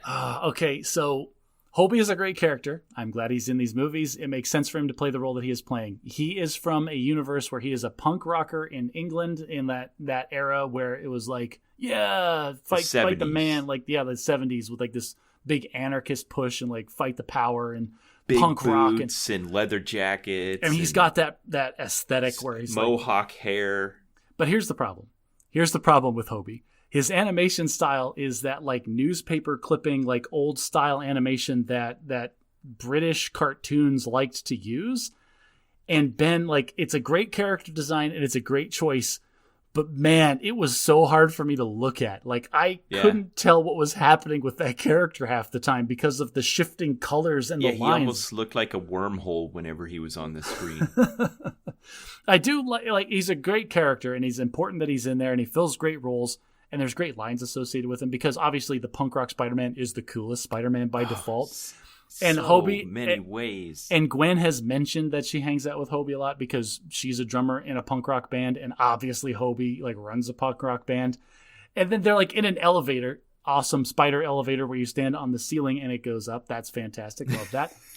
But then he like takes off his mask and he's got like the nose piercings and the cool dreadlock hair, and like it was great that Miles verbalized what I was thinking. He's like, man, how are you cooler under the mask? Yeah. Now, Hobie brings this great element. Well, first of all, there's a little hint of a past romantic relationship between Gwen and Hobie, which gives Miles an opportunity to feel mildly jealous. But Hobie isn't kind of a threatening personality, so he's a nice guy, but like at the same time, like you're interested in a girl that I'm interested in, so there's tension there. Yeah. That whole subplot just going through the movie organically, like it's just there. Yes. It's not in your face. Yep, they don't hit pause to advance the romance. It's just happening. Go ahead, sorry. And then Hobie has this punk ethic of like doubting authority, which is great when you introduce this spider society where everyone's following Miguel O'Hara's idea about what the universe is supposed to be like. And Hobie Brown's like, I'm not so sure. In fact, a few times he says a few things that later on prove to be prophetic, where he immediately saw what was going wrong, and so he kind of in the background is setting himself up to fight against the man like a punk does. Yeah, it's very apparent from like the beginning that he doesn't really care what Miguel says, and he's there, and it almost feels like begrudgingly, but you realize he's working it from the inside. Like you have to know how the beast works if you're going to take the beast down, but in a way that doesn't seem purposeful, almost nonchalant. Yeah, and that's again part of Hobie's fantastic character. Okay, we're introduced to so many other spider people in the Spider-Verse, and like we were talking about the romantic tension between Gwen and Miles, and then there's this Hobie character which Miles feels threatened by. While we're being introduced to the Spider Society, there is a spider woman that's there like teleworking. She's like at home, but she's there as a virtual construct and like doing stuff in like the computer IT support department or whatever. And like Miles starts mildly flirting with her, and they like you can see there's instant chemistry between the two. And then Spider Bite, is that her name? Spider Bite. Margot I think Kess. that is right. But here's the thing. Like you can subtly see Gwen get snappy and a little jealous when that starts happening. So again, they're just organically playing into this romantic tension that happens. Okay, it sounds like it's stalling out now because we're just enjoying all the details that make this thing so beautiful. But this movie just had a perfect pacing. It just kept moving along at a clip. So right about this point, I forget why, but Miles gets a peek into some multiverse where he gets a vision of his future and sees his canon event. It's Miguel talking specifically about the canon event that he prevented in India. He was saying there's a police chief that is close to Spider-Man that has to die while Spider-Man is present. And then Miles goes, my dad's getting promoted to police captain like in 2 days. And Miguel there was something else that happened. Like, I don't know, it was maybe when Miles was fighting with Spot and he like put his head in and he saw like a vision, actually saw his father getting killed. Oh, I forgot about that. Yeah. At some point he had some prophetic vision, which then reinforces this idea that there is a canon event that is going to lead to the death of potentially your dad. So Miles has seen, one, that there's going to be a canon event where his dad could die, and two, he also saw that he was able to prevent a canon event in the Indian Spider Universe. So now he's decided... Yeah, but the Spider Society is there to stop, to make sure the canon events happen. And so now that just sets up this entire... So now they're at odds. Yeah, and so this scene comes to a climax with... Mexican standoff where they're all in the room and Miles is like, but I gotta stop it, and Miguel's like, no, you can't, you need to understand what I'm saying and you need to get on side, and Miles is starting to get tense and look around and you can see this whole thing's getting ready to blow up, and then it's one of the best chase scenes ever. Well, yeah, it's one Spider-Man running away from hundreds of other spider people. Oh my gosh, so many. And they couldn't resist, and I'm glad they didn't. This is the little bit of fan service they did where Miguel gets on the PA and he's like, stop Spider-Man! And then everybody stops what they're doing and does the Spider-Man meme where they're all pointing at each other. You? Talking about you? Is it you? We're supposed to stop you? And it's like, no, they had them Miles. Oh, every single one from there was the Amazing Spider-Man, there was a Spectacular Spider-Man, there was Scarlet Spider, there was Web Slinger, there was Insomniac Spider-Man, there was a Spider Therapist, there was Spider UK, there was Sun Spider, there was a Lego Spider-Man. There was a Lego. Something. Thanks, Peter. You're one of our best. Lego I Spider-Man. found out something interesting about this. So after the first Spider-Man animated movie came out, there was a 14-year-old that used to make animations with little Lego figurines on YouTube, and he did the whole trailer, and the producers of the movie loved it so much they tracked this kid down and had him do the animations that were in the movie of Lego Spider-Man. Oh, that's fantastic. Because there is a little scene with the Lego Spider-Man where he reports into Miguel from like the bathroom or something. And yeah, that's great that they had a 14-year-old do it. My son also pointed out that we only get to see the Lego Spider-Man universe because Spot like pokes his head into it for a second. And my son pointed out that when Spot pokes his head into that universe, it's the scale of a person's head versus Legos. Like his head is like the size of the Daily Bugle almost. And I thought it was just a perspective thing, but my son's like, no, they're just Lego size. I'm like, you're right. That's hilarious. So I want to say the kid's name because he deserves it. It was Canadian animator Preston Matanga. So good job. That Preston. was a cool little fact I learned out. Okay, so now that we've set up the main conflict between Miguel trying to uphold the sanctity of the universe by his rules that he thinks he needs to follow, and Miles deciding that, and I think this is also a microcosm of Miles' dilemma, that as a teenager who's trying to find his way in the world, he's trying to figure out, what am I supposed to do? The man is telling me I got to do this, but I'm not so sure that's the right thing. I'm going to decide for myself, and decides to go his own way, and it puts him at odds with everyone, including Gwen. And this is also what makes this whole scene, this whole conflict so great, is because, again, it's a relatable bad guy. Like, the bad guy has very good points, and he has evidence backing him up. And, like, both people are right. And this is the thing that makes it so great, is Miguel's laying this out, like, piece by piece. And you're like, yeah, he is out here for the greater good. He's looking at the utilitarian, like, yeah, your dad's going to, like, he can look Miles in the eye and tell him it sucks, but your dad has to die in order to prevent this catastrophic thing from happening. And Miles on the other side, with great power comes great responsibility, and I got to stop this. I'm the local neighborhood Spider-Man. I don't let people die. Right. Or at least he's got to try. It's the Spider-Man version of the trolley problem. You know, I think back to the very first Tobey Maguire Spider-Man movie where Gwen's falling off one side of the bridge and the trolley and the cable car full of people's falling off the other side of the bridge. And Green Goblin was trying to make him choose between the two. And he's like, no, that's not what we're doing here. We're saving everybody. Yeah, and then you get the classic Spider-Man with the webs on both people, like leaning on either side of him, like almost in a crucifix position. I mean, that's a little heavy-handed, but yeah, I can see where it's going. Yeah. So then Miles decides he's got to run away. We later find out that his plan is to get everyone away from the headquarters so that he can go back and set up the machine so that he can go back to his universe, to his world. They did that. It was so great because like he's leading him on this merry chase, and Miguel's like razzing him, like, you don't even have a plan. You're just running. He's like, are you sure? Because I got all of your spider people away from your headquarters, your little clubhouse, he called it. And then immediately bails and goes, also, so then Miles goes back. Earth 2099 has space elevators. Space elevators are the way to go.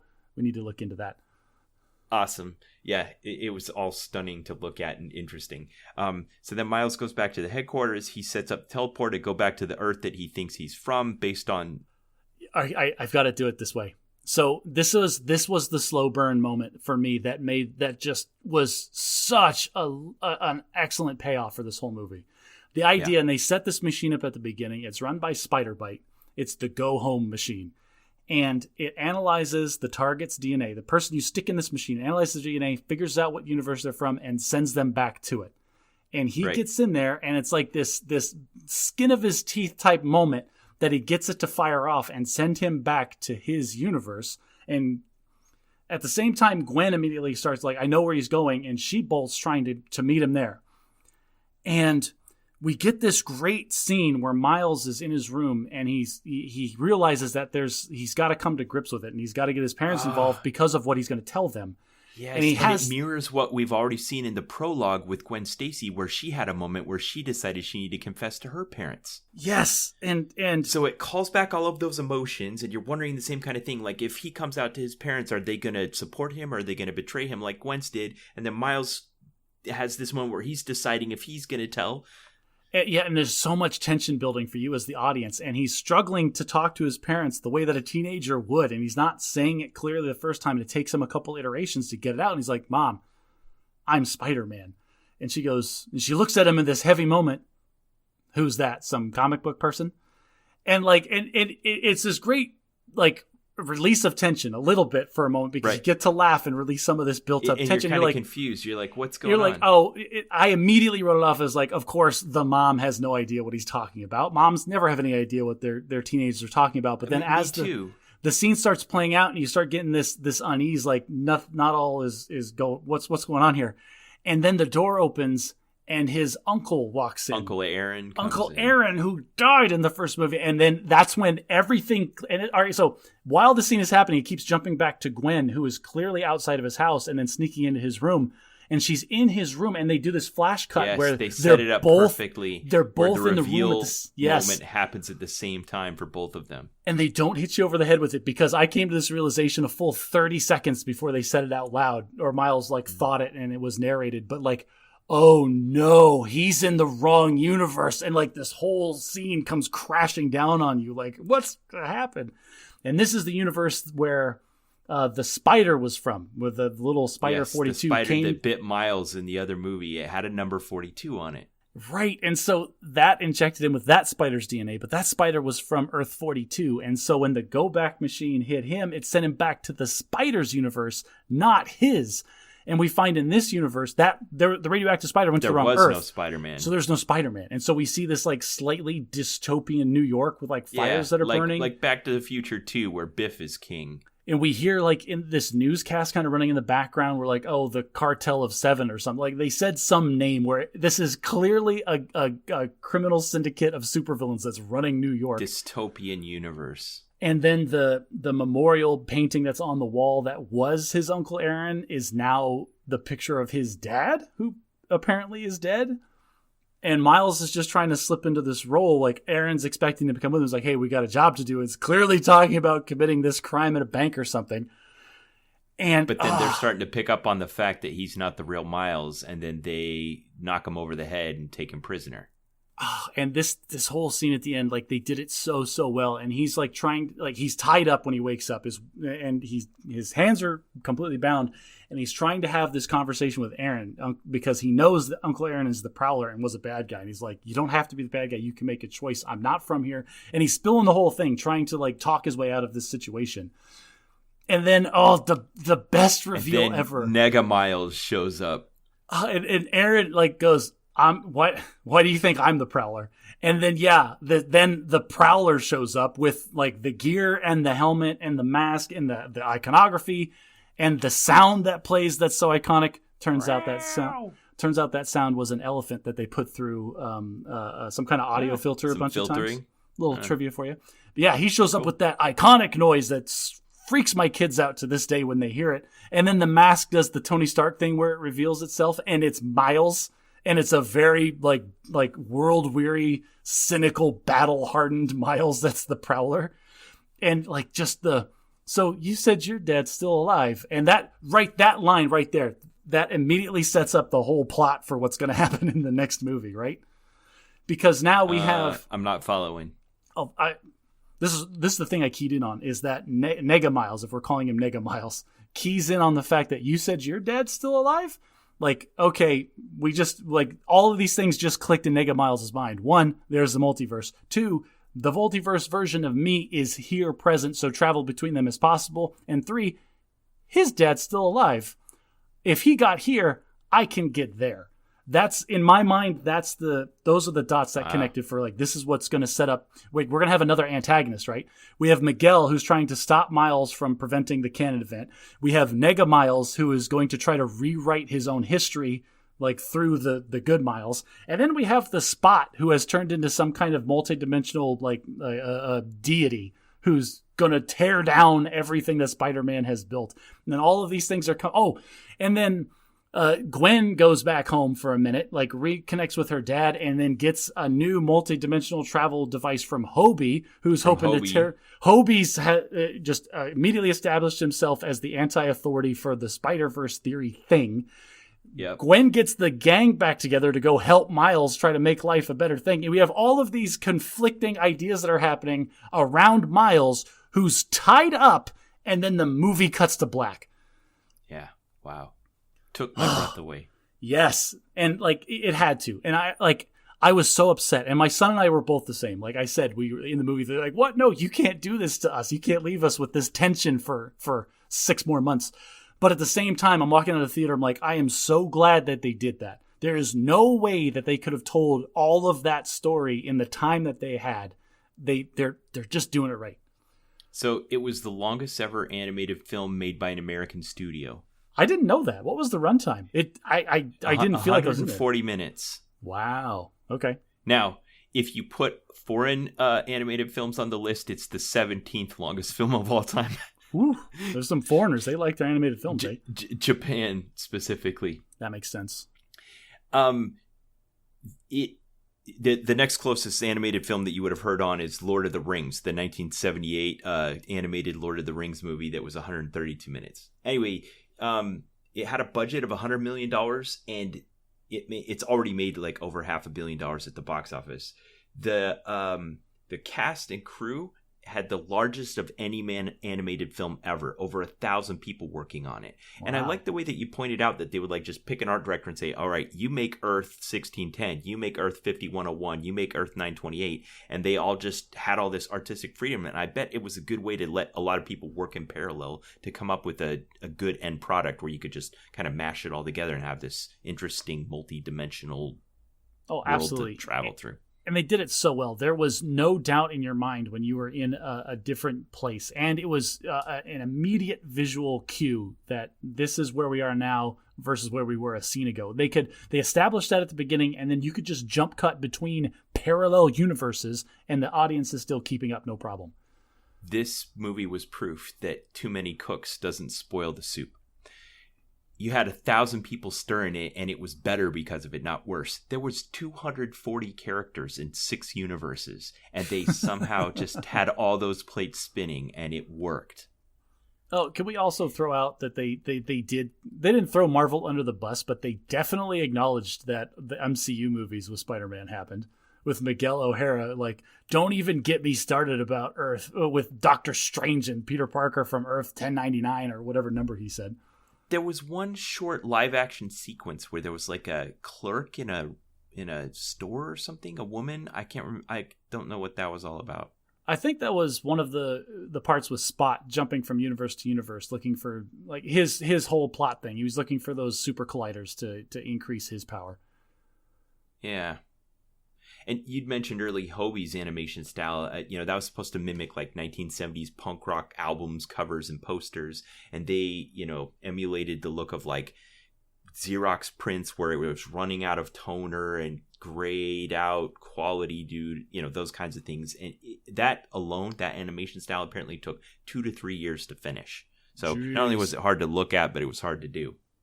Yeah, well, it was hard for me to look at, but I'm glad that they went through that extra effort because it made it feel genuine and different and true to Hobie's character. It felt like something new, but it also felt the same. Like Miles felt very continuous from one movie to the next, but there was a new director. One of the writers was the same from the previous movie, but it was a whole new crew, and it just worked as a sequel. It didn't just feel like more of the first one. It was something new. Yes, it was. It really felt like a sequel. Too many movies you go to, and it just feels like, okay, new. In the military, we said new plane, new day, where you just reset everything. It's like everything that happened in previous films we don't care about. This is a self-contained story. This really felt like a continuation from the first one. Yes, you can sit down and watch this without having watched the previous one, but if you watch the previous one first, it's going to be a much, much richer experience. Okay, I got some questions for you. Okay. One, do you think they're overdoing the Spider-Verse thing? The conceit that there's parallel universes and Spider-Man is inherently it feels a part like of it. All comic book all properties have taken this veer into this multiverse thing. Loki and the last couple Marvel movies, Multiverse of Madness, and now the Spider-Verse. Here's the thing: is this multiverse idea has existed in comic books for a very long time, and it serves a very specific purpose in comic books. And the idea is that we want to explore stories with these characters in ways that don't work with what we consider to be the canon. Like this is the Right. the main So Spider-Man instead of story. ignoring the canon or tearing down the canon, we just say it exists in another universe. Yeah, like this is happening somewhere else. Like all the characters are the same, all the backstory is the same up to this point, but we want to tell a cool or interesting story in a different way, or with a different writer, or with a different art director, or something. And like go look at different Spider-Man comic books in the store. Most of them don't look like each other. Like Spider-Man can look very, very different depending on who is actually doing the drawings. Yeah. And they can justify some of that with the multiverse shift. And it's beautiful how they embrace that. There were scenes where if you had this movie on a high resolution screen and you pause it, you could probably spot like 100 different Spider-Mans on screen, and they all have that history and backstory. And they all feel like unique individual characters. I saw a quote in one of the reviews that said it would take a true Spider scholar to clock every callback cold from the back issues here. Yeah. They had a Spider-Man with a spider horse. It was like a Lone Ranger. The horse was hanging upside down from webs. And Miles... Again, Peter B. They're Parker so said to silly, Miguel... it seems like it couldn't possibly be real, and yet it is. And then Miguel O'Hara, Peter B. Parker calls out Miguel, like, you're not funny. Spider-Man is supposed to be funny, and every Spider-Man in there, like he's walking through the lobby, and Miles cracks a joke, and then Spider-Man goes, "Oh, ha, that's very funny." Anybody else have any jokes? And every Spider person that was on screen in that instant said a joke, a witty comeback to what she said, and they were all different. Wow, I forgot that. That's awesome. Except 2099, his shtick was that he was deadly serious and boring all the time. Well, and he's the heavy. He's the emotion. He's part vampire, so you got to have that vampire like heavy, dark, brooding, ultra seriousness to him, which kind of also makes him a funny character. One thing that shows me that they did this right is when I'm watching an animated film, sometimes I can almost feel like I can see the actor in a booth with their headphones on saying their lines into a microphone. But they do this, that. It never... But you know that they do that. They have the voice actors in the booths, and they do film them doing these lines and as reference for the animators. Yeah, I know, but I mean, like, it's a fourth wall break for me. Like, it takes me out of the movie. I can just imagine that particular actor in the booth looking at a microphone and saying their lines. This is more of Ben Rich can't enjoy fiction. He has to think about how it was made and produced and all that. This world and this movie were so immersive that I never found myself thinking that like I do. You just took it like at face if I'm value? if I'm watching Wreck-It Ralph and I can just imagine Sarah Silverman in a booth whining her lines into the microphone. Okay, Ben, I want you to this is another one of those developmental moments for you, because think about how you felt watching this movie, how you never looked through the code of the Matrix and just accepted it and enjoyed it for what it was presenting to you. I do that with all fiction. Like, I am able to enjoy books and movies that same way all the time. But to me, that's the gold standard for good fiction, if they can do that to me, where I don't get bored with the way they're trying to tell the story and start thinking about the meta production. So this is more commentary about just how good the storytelling was and how thick it was and how layered and nuanced, and there was always something happening. Yes. So let's get into some of the themes of it, because I think that's a good place to end. So there was a lot of really deep themes, and a good movie like this has a lot going on. It's not just one drumbeat that they're hitting over and over and over. There was the teenagers growing into adults theme. We had Gwen and we had Miles, and they're both growing into adults. And what does that mean? It means they're having friction with their parents as they're trying to learn what it means to be independent. But you can also see there's still love on both sides. The children still love the parents still love the children. There was teenage romance happening. There was a little bit of jealousy. There was the kids asking themselves, what do I want to be when I grow up? How do I decide what that is? And what does that mean I need to do right now? Yeah. This idea that kids have boundaries, and as they grow, those boundaries are going to press out and out and out to encompass what they're capable of or what they want to do. And those boundaries inevitably will start to conflict with the boundaries that their parents have set for the child. And that's where the conflict always comes in, is like, well, who really is in control? And there's this transition period where the kid is trying to establish control over their own life, their own agency. And the parents may or may not accept that they're ready for that yet in certain aspects of it. Yeah. So there was this beautiful scene where Miles was late to the party that they were holding on the rooftop in New York. And you could see there was a lot of love for both the Puerto Rican culture of his mother and the black culture of his father and the police culture of his job and the city of New York. And this was all just layered on here. This is the beauty of having 1,000 people work on a project that are all just free to do interesting, creative things. I actually thought about that while I was watching that scene, because they had it. The party was on the roof of their building, and it's clear that they invited all their friends from wherever, but they also invited all the tenants of the building. And that's not something that I would ever even think about if I was throwing a party. But maybe like, that's what it's like in Brooklyn. If you're throwing a party, you just knock on the door on your way to the roof. Like, hey, we're throwing a party. Come on up, get some ribs. Yeah. And so they have everybody up there, and the parents are having this interaction with their friends because Miles' dad got this meaningful promotion at work. And the moment's kind of hollow for the parents because they're not enjoying it with their son because he's late.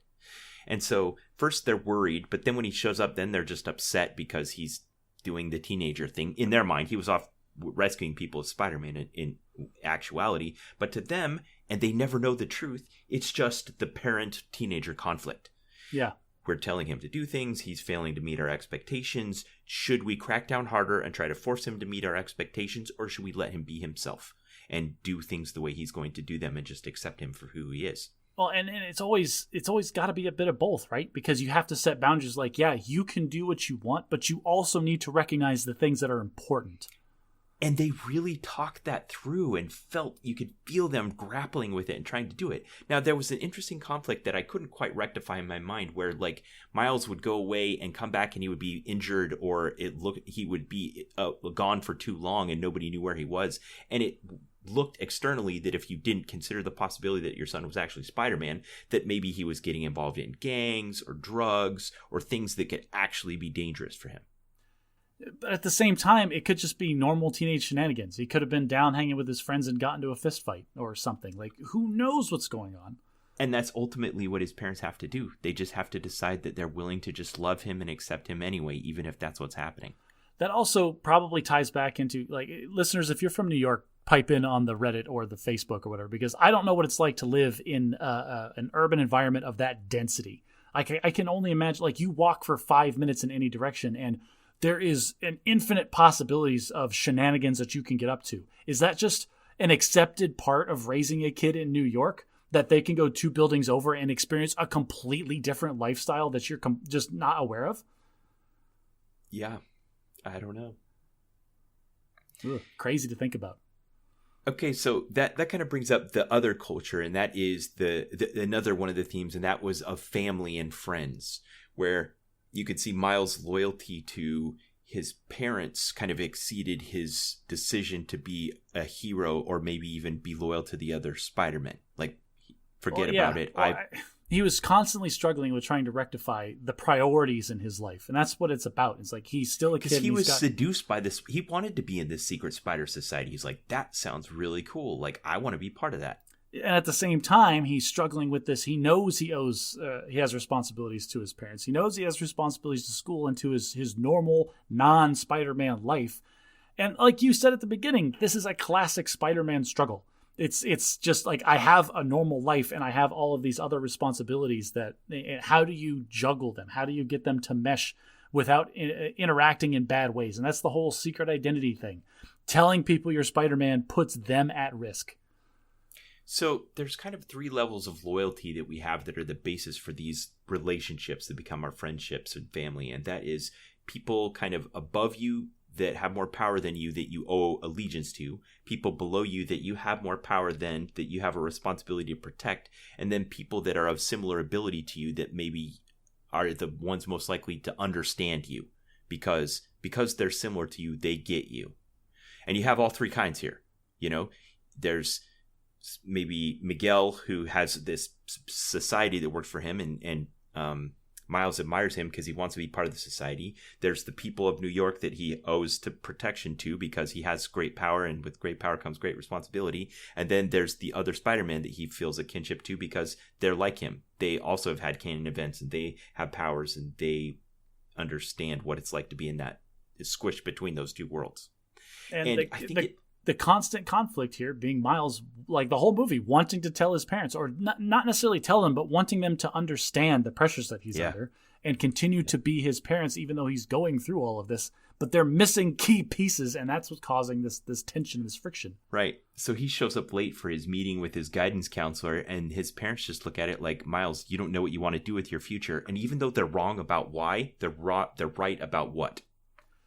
Yeah, which again just leads to more of this, like, oh, you don't understand. And it's, man, it is so. I remember being a kid and my parents telling me something that turns out to be very prophetic, but in the moment, you're like a teenager, like, man, you have no idea what you're talking about. You don't get me. Yeah, exactly. Yeah.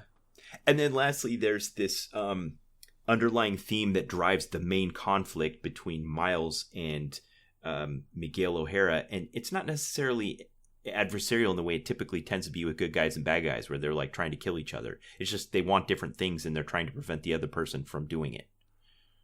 Like Miguel never tries to kill Miles. He just wants to stop him. Yeah, he just wants to mobilize him, like, we're going to keep you here until the Cannon event happens, and then you can go home and never come back and deal with it.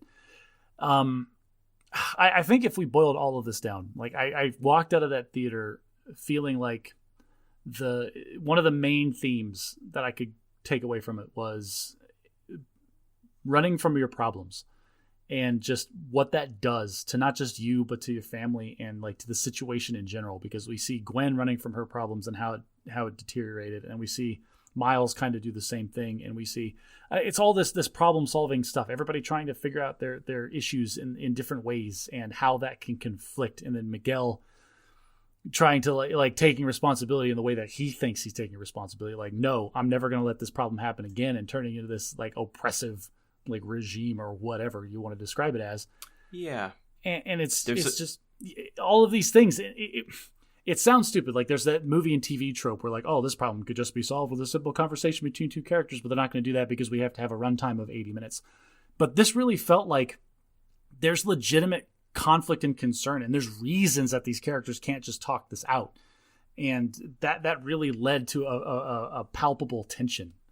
Yeah, Marvel's universe is trying to do this lately. Like in the Loki universe, there was that secret society that manages like the multiverse timeline and all this stuff. The TVA, which was set up by Kang the Conqueror who is the one who remained. Dude, you're don't open up a whole new canon for us to discuss. Okay, and then in the She-Hulk, there was also, I don't know, that like artificial intelligence Marvel or whatever it was. It was Michael Feige.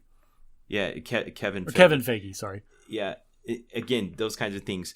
But of all the ones that have kind of grappled with this idea, probably my favorite was the Matt Damon and Emily Blunt movie called The Adjustment Bureau. Yes, that's a good movie. It was the same kind of thing. There was this secret society that had this all-seeing, all-knowing timeline of the way things were supposed to be, and they're there in the background just doing minor things to keep people on track. And then the conflict was when he decided he wanted to do something it wasn't part of their plan. Yes, which, well, and that kind of emerged from the fact that he was supposed to not ever know the Adjustment Bureau existed. But one of the Adjustment Bureau guys fell asleep on a park bench and stopped him from being late. And he walked in on these guys like changing everybody's minds physically. That's a good movie too. We could talk about. Yeah, we'll have to touch that one some other time. Well, audience, if you didn't get the idea, Spider-Man Across the Multiverse is a fantastic movie. I intend to watch it again as soon as I can. I enjoyed the heck out of it. I can't wait to enjoy, again, all of the beautiful story elements, notice new things that I know are there waiting for me to discover, like fresh new treasures, to, again, grapple with the interesting ideas about life and friendship and family and humanity and destiny and all those. What a fantastic movie. I absolutely loved it. My highest recommendation.